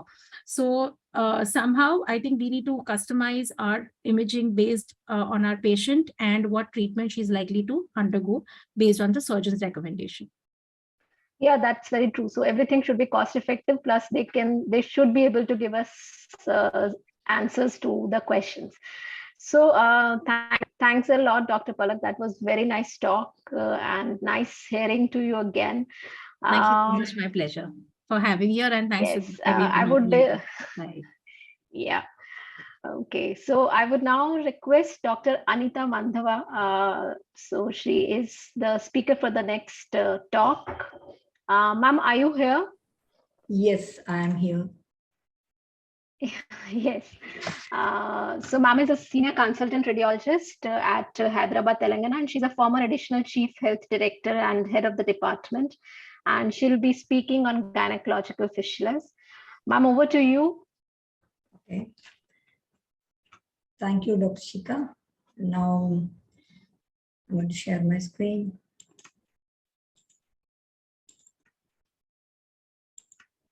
Okay. Let me start. Today, the outline of my talk would be, I'll be briefly talking about the clinical background, what we are going to do, the commonest etiology of fistulas, role of various imaging modalities, and actual goals of imaging. So what is a fistula? A fistula is defined as an abnormal communication between two epithelial surfaces. Fistulas are more frequent between pelvic organs compared to any other sites of body, as the genitourinary and gastrointestinal tracts are closely opposed within the narrow confines of bony pelvis. So the earliest case was in fact reported by Derry in 1935, and it was found in an Egyptian mummy of 11th dynasty. When they were digging the pyramids, they found it there. The most common cause of fistulas for centuries was prolonged obstructed labor uh, during childbirth, avascular necrosis, or something caused the fistulas. But with improved obstetric care, they have come down significantly. As I said, the commonest fistulas we can find are the vesicovaginal and rectovaginal fistulas, and rare are the uterine and cervical fistulas. Coming to the presenting signs and symptoms, depending upon the location of the fistula and the size of the fistula, the presenting symptoms may range right from frank hematuria or passing air in the urine or pyuria, or a patient can have fecaluria or diarrhea or incontinence.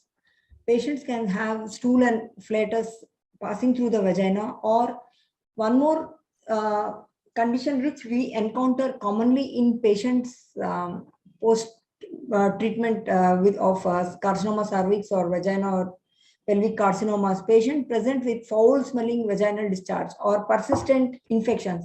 This recurrent urinary tract or vaginal infections which are resistant to medical treatment, we need to suspect fistulas and we have to investigate accordingly. And patient may sometimes even present with weight loss. So a patient can primarily present with an internal malignancy and primary fistula itself. I can show you the cases. These patients may rather present to us with gross drastic history of weight loss. So what are the causes of gynecological fistulas? We have causes because of inflammatory bowel diseases or diverticulosis sometimes, infections, and previous history of surgeries. All of them can cause gynecological fistulas. But we are more concerned about fistulas which occur following radiotherapy or fistulas which are secondary to malignancies. Especially we have fistulas associated with cervical malignancies or colorectal malignancies and bladder neoplasms. Ovarian neoplasms associated with fistulas are a little rare.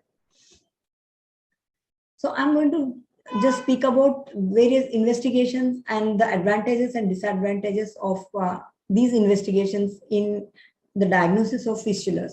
We have excretory urography or conventional cystography, which is a functional imaging, and it is very useful in the diagnosis of ureteric and vesical fistulas, but it is of no use if the genital urinary tract is not involved. It's of no use. And in these cases, patients need IV contrast.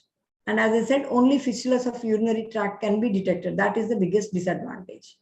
Second is hysterography and vaginography. Nobody is doing this these days, but they are very nicely, previous days, they are very useful for the evaluation of uterine and vaginal fistulas. And other, as I said, urinary tract fistulas or other fistulas involving bowel, they cannot be clearly evaluated with this hysterography or vaginography. Fistulography is useful only if the fistulas are communicating with external surface. So if there is no communication with external surface, again, it's of no use.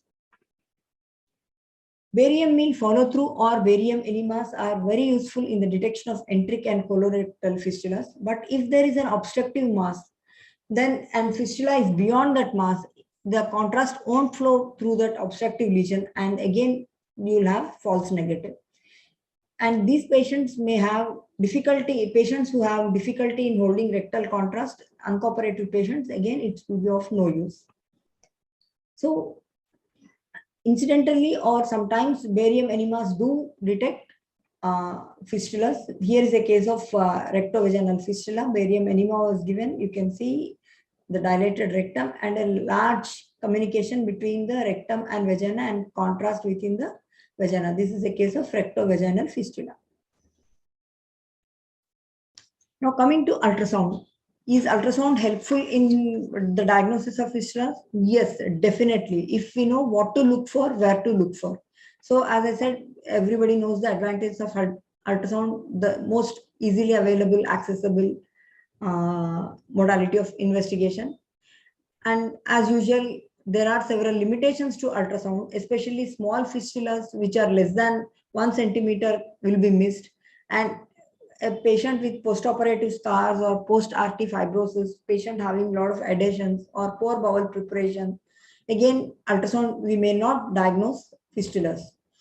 Again, if patient is not able to hold the bladder, if there is continuous urinary leakage or large multiple fistulas, again, USG may not be of any use. But in other conditions, USG will be definitely useful if we know where to pick up and how to pick up the clues. So what are the signs? There are direct and indirect signs of the presence of fistula on ultrasound. So the first one is the sonographic air contrast sign. I'm going to describe the sign and show you how it appears on ultrasound. And then you have the presence of ringed on artifacts. Third is to detect other features associated with malignancies such as bowel wall thickening or omental thickenings, pelvic masses, diagnosing abscesses, and you can detect lymphadenopathy by ultrasound, presence of ascites or fluid in the cul-de-sac, that is ascites, or any presence of secondaries, especially to liver or other organs. All of them can be detected or diagnosed by looking at the ultrasound. Coming to the specific sign, an air contrast sign, sonographic air contrast sign.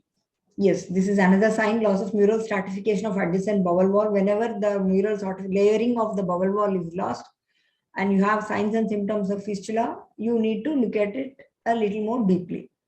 So what is air contrast sign? Air contrast sign is something where you see a continuous hyperechoic. Here you can see a rectum mass in the rectum and a continuous hyperechoic fistulous tract within the hypoechoic neoplastic mass extending in between two organs. You have a well-distended urinary bladder, you have vagina, and then rectum. You are having a hyperechoic, here we are seeing an hyperechoic tract communicating between the vagina and rectum. It's a clear case of a rectovaginal fistula. This sign is called as the air contrast sign, and we can as well demonstrate exactly the same image on a contrast enhanced CT. Here you are seeing a rectally administered contrast and the contrast passing through the rectum into the vagina. You are exactly seeing the same image on CT. So once we know how it appears on ultrasound, we can pick up the findings. So this is the air contrast sign. This is a case of rectovaginal fistula, and we have in fact described this air contrast sign. This was our article published in 2020 in Ultrasound in Medicine and Biology. We even have two nice videos to demonstrate this air contrast sign. If somebody is interested, they can go through it. So this is air contrast sign is nothing but a continuous hyperechoic fistulous tract within the hypoechoic neoplastic mass, which extends between two organs, fistulous communicating organs. So I'm going to show you a few more examples. This is the hypoechoic mass and the tract, hyperechoic tract, which extends between the lesions. So another sign is a ringed on artifact sign, which is very well described in literature. This ringed on artifact sign is nothing but we have fistulas which contain air or gas. They are seen as irregular, discontinuous hyperechoic foci with posterior ringed on artifact. So this is called as ringed on artifact sign. Here is a case where we are seeing a rectovaginal fistula in a 48-year-old female. This is a case of postoperative recurrence of carcinoma of rectum. And in this ultrasound, we can see partially distended urinary bladder. And there is the nice uterus depicted by the alphabet U, and vagina, and a hyperechoic discontinuous foci extending between the rectum and vagina, giving rise to this ringed on artifact sign. And I'm going to show you again the same image of the same patient. A CT corresponding axial CT image of pelvis with this rectally administered contrast is revealing this focal wall thickening and breach at the rectal anastomotic site with contrast seen in the vagina. So this has reconfirmed the rectovaginal fistula. So this is about the rectovaginal fistula with ringed on artifact sign. Again, this is another case which is nicely demonstrating the fluid-filled urinary bladder, a cervical mass over here, and a communication between the vagina and cervix, along the cervix into the rectum. The same communication, the same air foci we are able to see on a sagittal reformated CT image, even rectally administered contrast also you are able to see in the rectum, which is going into the vagina, and you are seeing the same contrast in the cervix. Here the same contrast we are seeing hyperechoic air in the cervix. So this is a case of again a rectovaginal fistula, which can be in fact picked up very well on ultrasound if we exactly know what to look for. So this is another case of a 49-year-old female, carcinoma cervix. Again, we are seeing air contrast sign. Here, what we have is the uterus, cervix, a huge big mass over here, and rectum. And air in the uterus is continuing along with the hyperechoic tract extending between the cervix and the rectum. This is a fistulous tract. This is a case of rectouterine fistula. And the same patient, once we are seeing the CT, this is a sagittal reformated CT, you are seeing the rectal contrast in the bowel loops, contrast in the rectum. Again, the contrast is seen here in the vagina. And cervix, you are seeing the same contrast in the uterus, which we see as hyperechoic air in the uterus on ultrasound. So this is a case of rectouterine fistula. Another case of a 50-year-old female with recurrence of carcinoma cervix. On ultrasound, we are seeing partially distended urinary bladder and a large malignant neoplastic mass in the vagina, which is infiltrating the rectum here, or pushing the rectum, infiltrating the vagina. And on here, it is even infiltrating a bowel loop, ileal loop on the left side. And we can see multiple irregular air foci, air tracts, and this is the rectum. Posteriorly, this mass is infiltrating the rectum, and here onto the left side, it is infiltrating the bowel loop. The same case when axial CT was done, this is the axial section of CT with bowel contrast. You are seeing the contrast in the bowel loops, contrast in the ileal loop. The air in ileal loop, again, we can see it as a hyperechoic focus on ultrasound. And this hyperechoic air irregular linear tracts of air. And here we can see the hyperechoic irregular linear tracts of contrast. So this is a case where we are having a communication between the rectum and vagina, a rectovaginal fistula, and another communication between the rectum and the small bowel loop. That's vagina and the small bowel loop. That's the enterovaginal fistula. So you are having two fistulas over here. So multiple fistulas are more common in malignant cases, especially post-radiation cases, because whole of the tissue will be having, unhealthy tissue with a lot of avascular necrosis. So the microvasculature is compromised. So they develop multiple fistulas after a long period. The period can vary from 6 months immediate post-RT period to almost 20 years after radiation. Cases have been reported even after 20 years after radiation. So that is about the ultrasound. Now coming to the role of CT and MRI. The major advantage of this multiplanar cross-sectional imaging is reconstruction can be done with CT, with either CT or MRI, is the ability to localize the fistulas in 3 dimensions and in identifying the etiology. This is very crucial in the evaluation of location, as the location of the soft tissue mass and or fistula, the size and extent of the fistulas, this determines the surgical procedure and the approach. So we need to tell it very clear to the surgeon whether they want to do a laparoscopic surgery, whether they want to do a open surgery, they want to retain the organ, they want to resect the organs. So that will be given only after the complete evaluation by cross-sectional imaging. So this is our own article published in British Journal of Radiology, again in 2020. You can see the role of cross-sectional imaging in the diagnosis and management of fistulas, especially in malignancies. So accordingly, whenever we evaluate, the sagittal planes and profile views are best to diagnose and evaluate vesicovaginal, rectovaginal, and low position fistulas.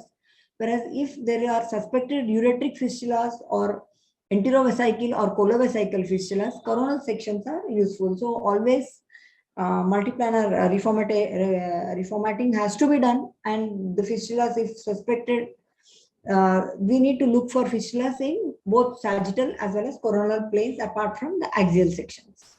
So CT, as I said, it's available, guided procedures are available, possible if we detect a mass, but few limitations like ionizing radiations and patient may require contrast.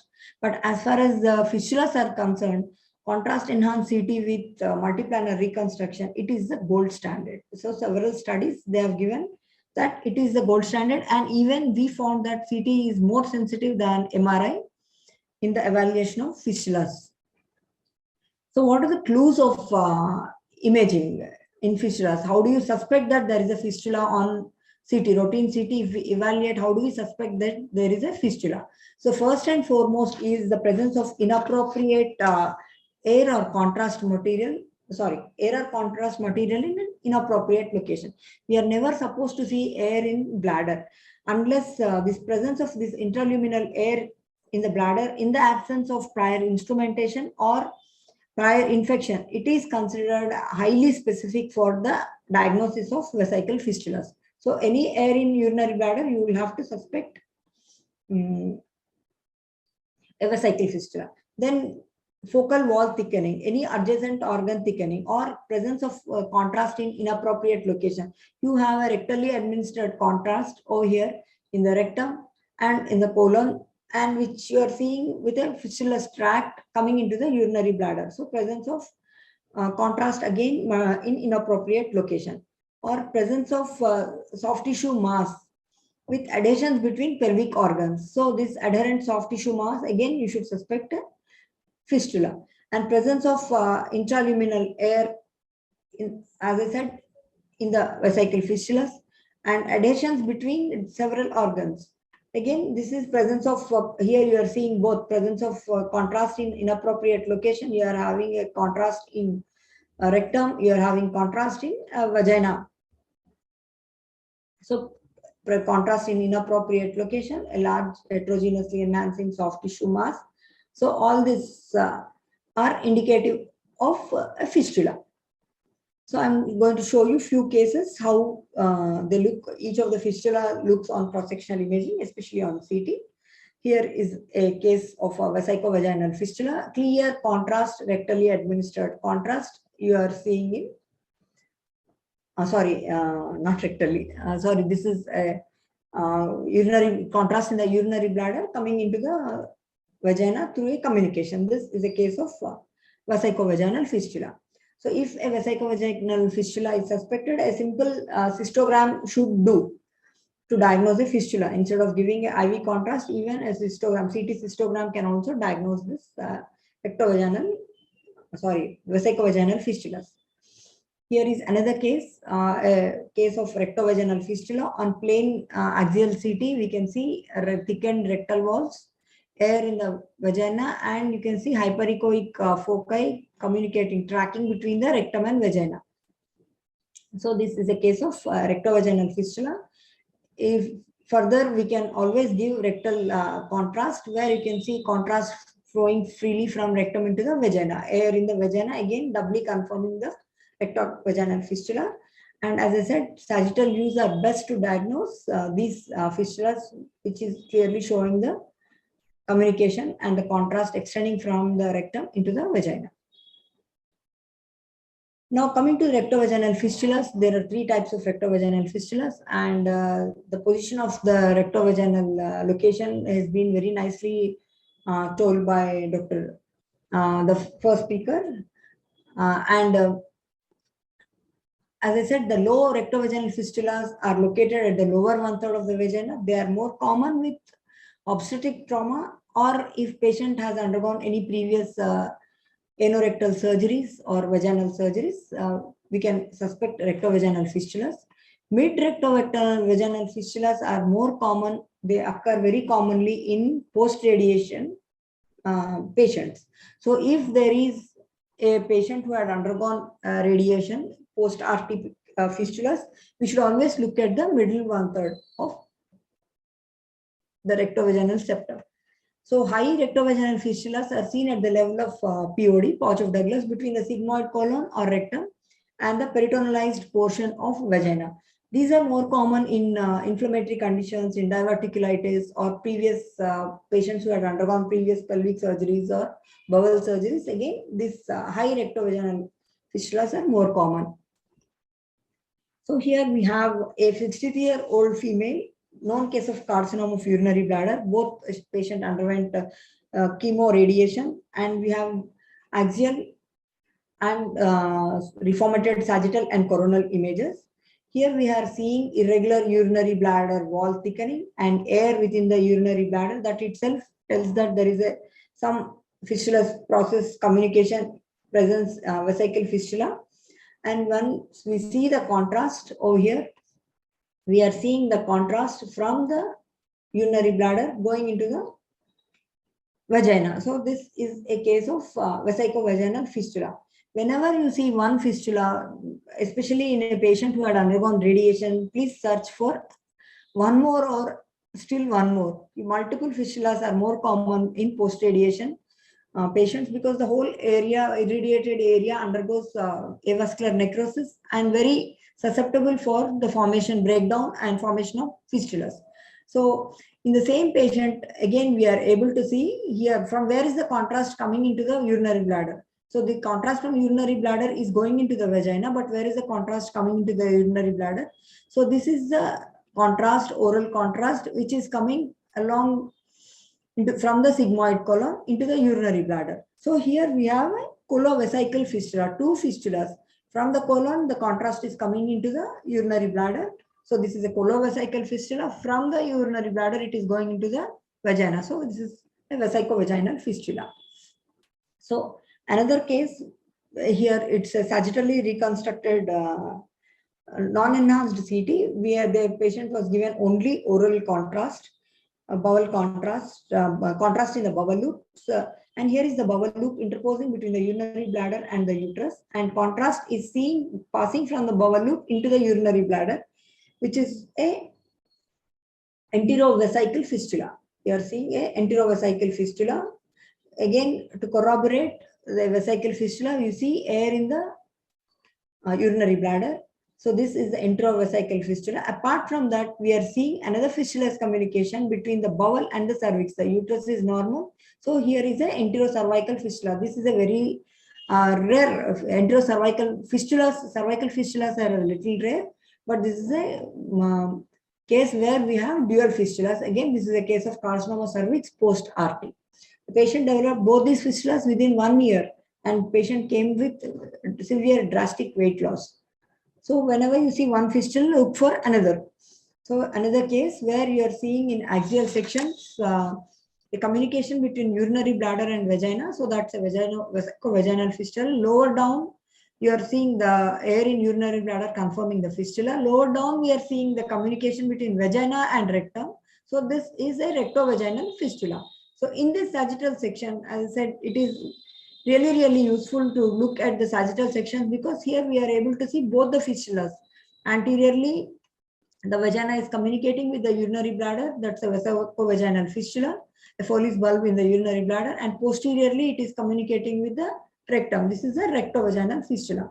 So post-RT cases, post-therapy cases, when you find a fistula, we need to look for another fistula.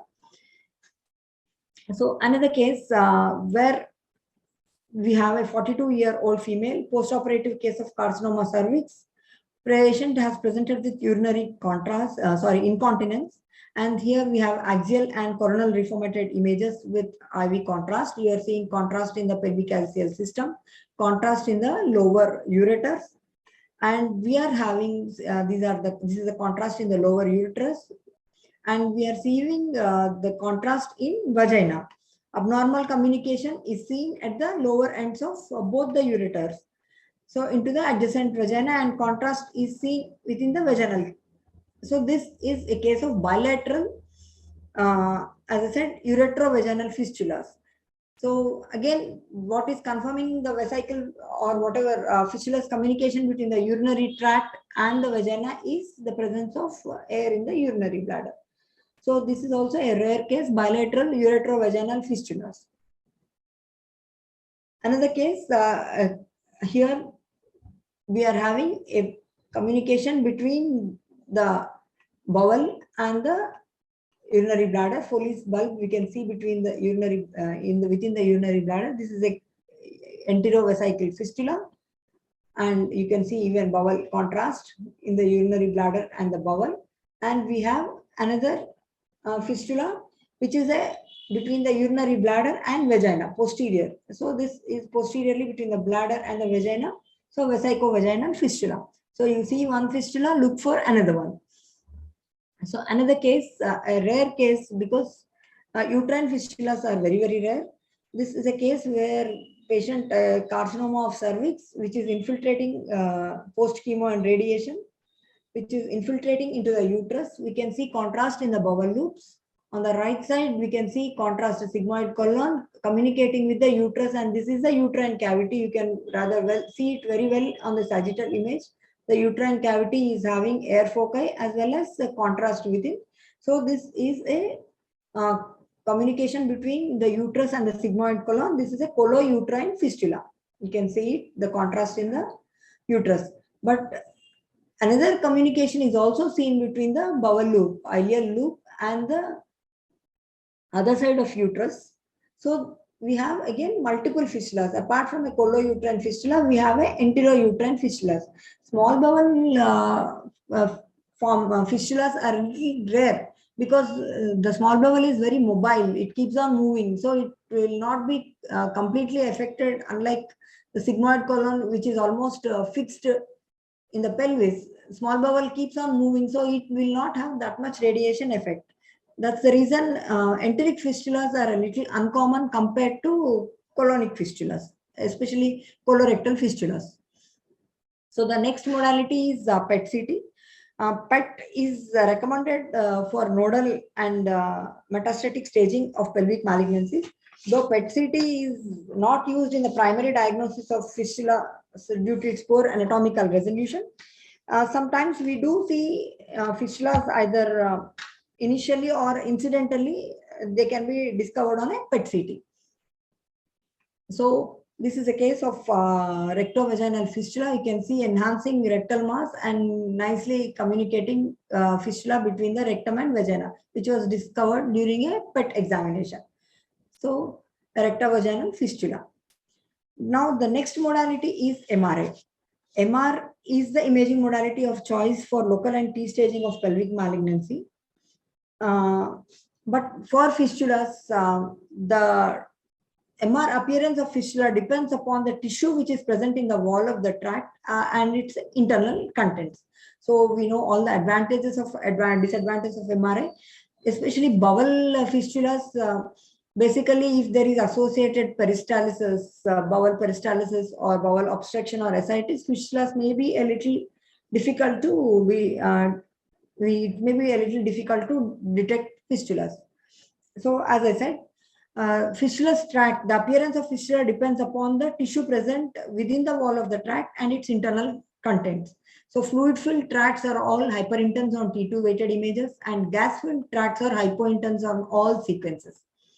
And if the tract is a malignant neoplastic mass or neoplastic fistula, it will enhance with contrast. Either both neoplastic as well as a fistula arising because of inflammation, both of them will enhance with contrast. And chronic fibrous tracts, they do not enhance. That's how we differentiate a neoplastic malignant mass from a post-RT fibrotic tract.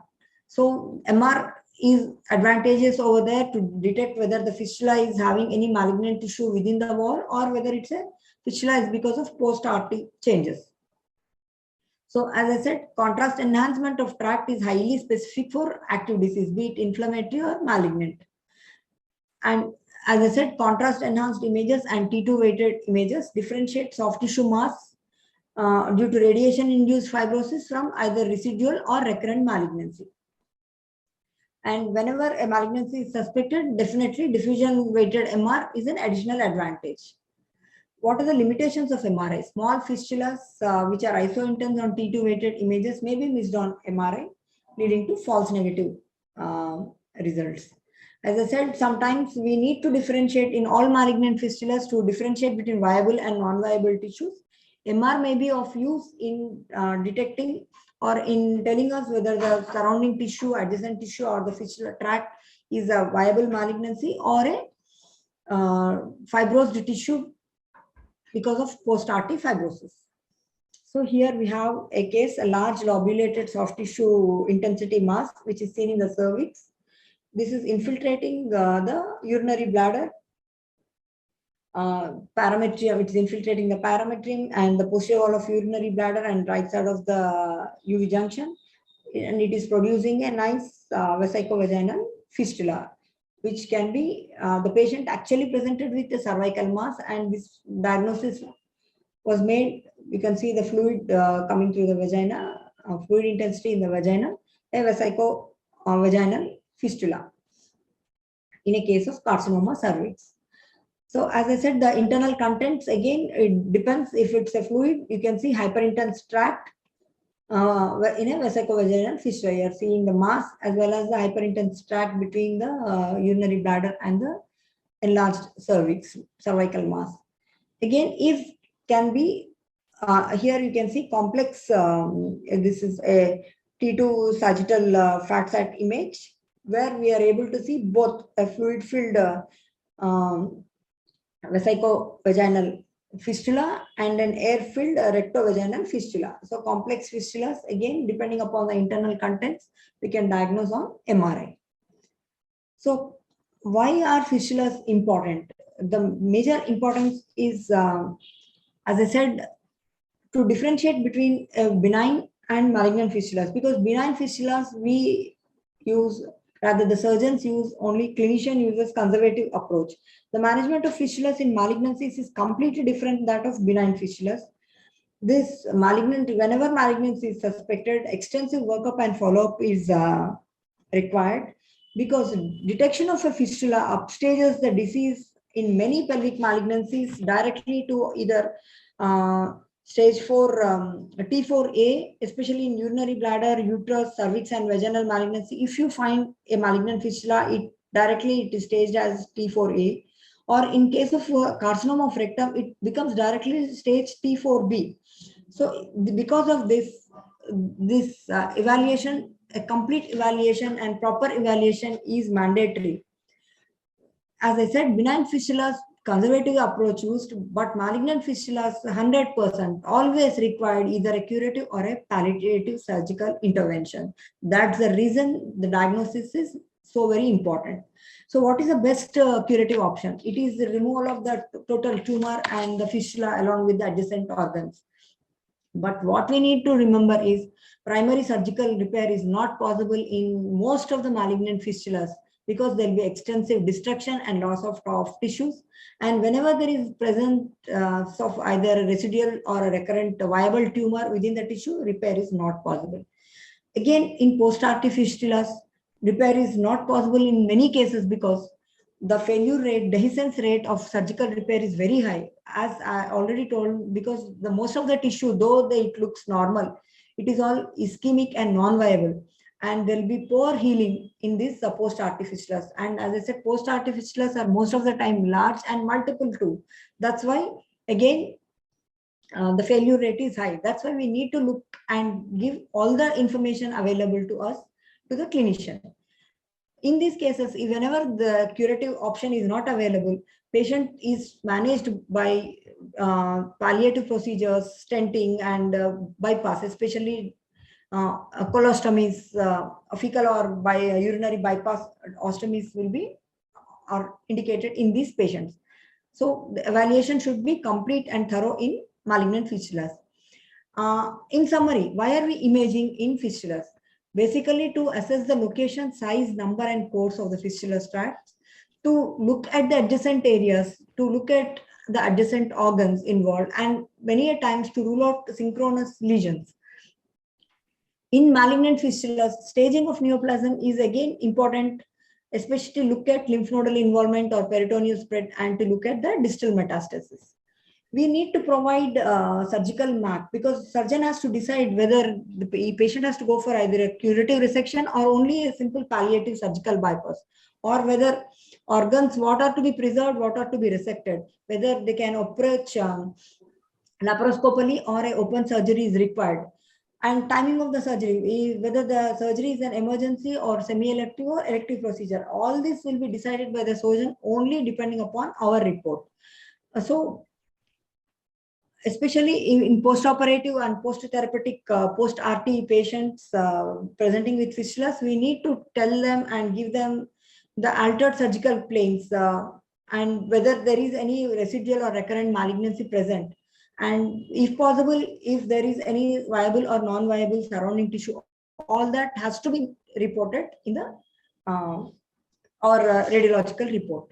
So as I said, the comprehensive report, we should give the entire detailed information of the tract, underlying pathology to decide the appropriate management. So this is one case where we can say the management is totally dependent upon our report.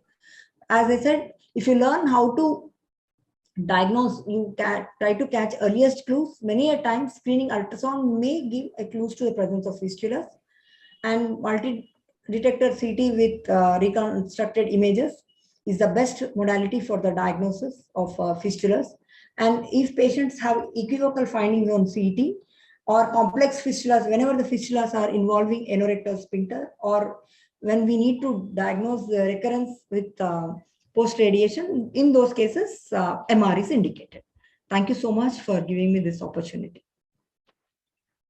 Thank you very much, ma'am. That was a wonderful talk. And in fact, the USG images were very nice as to how we can see the fistulas on the primary modalities. There are a few questions lined up, ma'am. Sure. One is, what is the role of air in air contrast sign? That is the hyperechoic focus which we are seeing is the air. So the same thing which I have actually in fact shown, if you learn to recognize, it is a little bit unbelievable to tell. I'm just going back. See the same air which you are seeing here.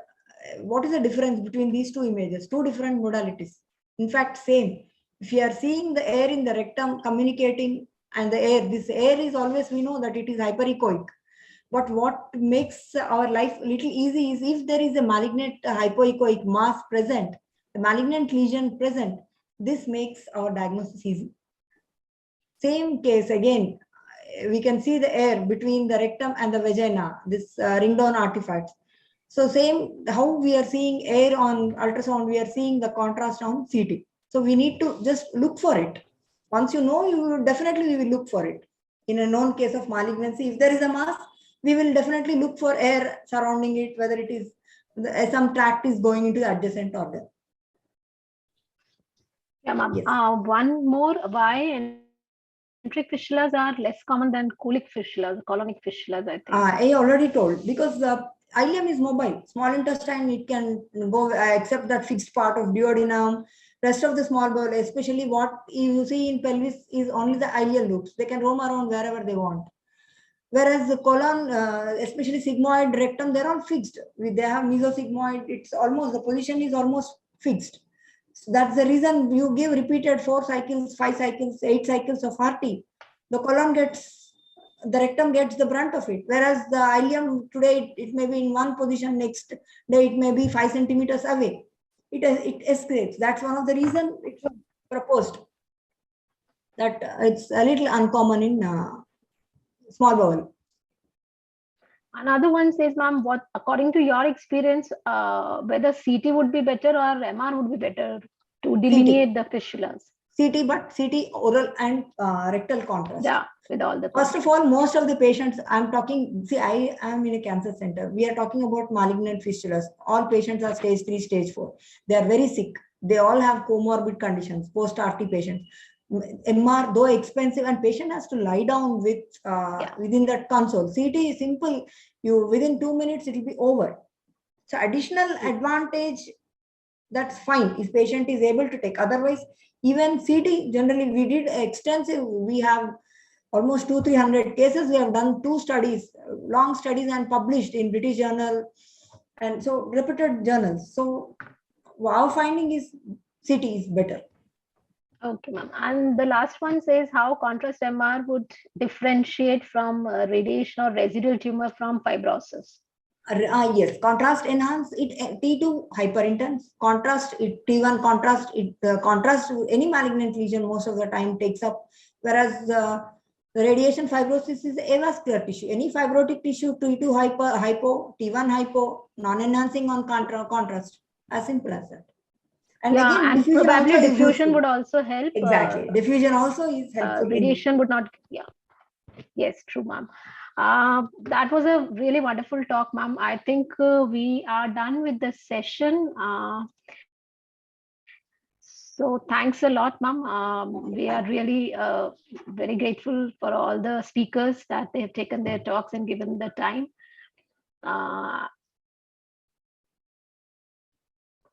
Dr. Sikandar, sir, are you there?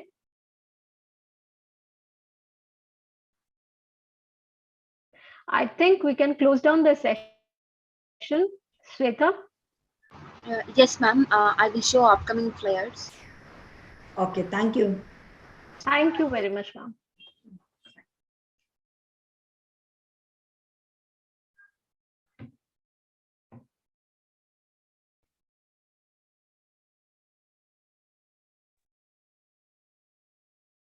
Hello.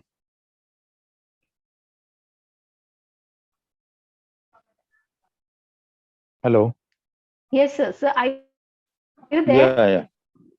Yeah. Thank you, ma'am. Thank you. It was excellent sessions all today and wonderful moderation. Thanks a lot for sparing your valuable time and all Thank our you, sir. It was a pleasure. Yeah. Yeah, it was a pleasure and thank you. And tomorrow we are back abdominal imaging by CT and MR urography by Dr. Shivi Jain. So stay tuned tomorrow. And with this, and Sunday we are having IRF Depit session at 4 o'clock, and morning we are having fetal radiology session. So please make a note. We have 2 sessions day after tomorrow, Sunday. Morning one and afternoon 4 o'clock another one. And 4 o'clock is open to all. It is free to all IRA members and mostly focused on residents. So don't miss anything. All the residents who are exam going especially. So with this, thank you all. And over to Team Vidocto for conclusion. Thank you, sir. I'm concluding the session. On behalf of ICRI, we thank everyone for being part of this webinar. As a part of webinar team, this is Shweta and Sudarshan signing off. Wishing everyone a very good night. Sir, with your permission, may I end the session, sir?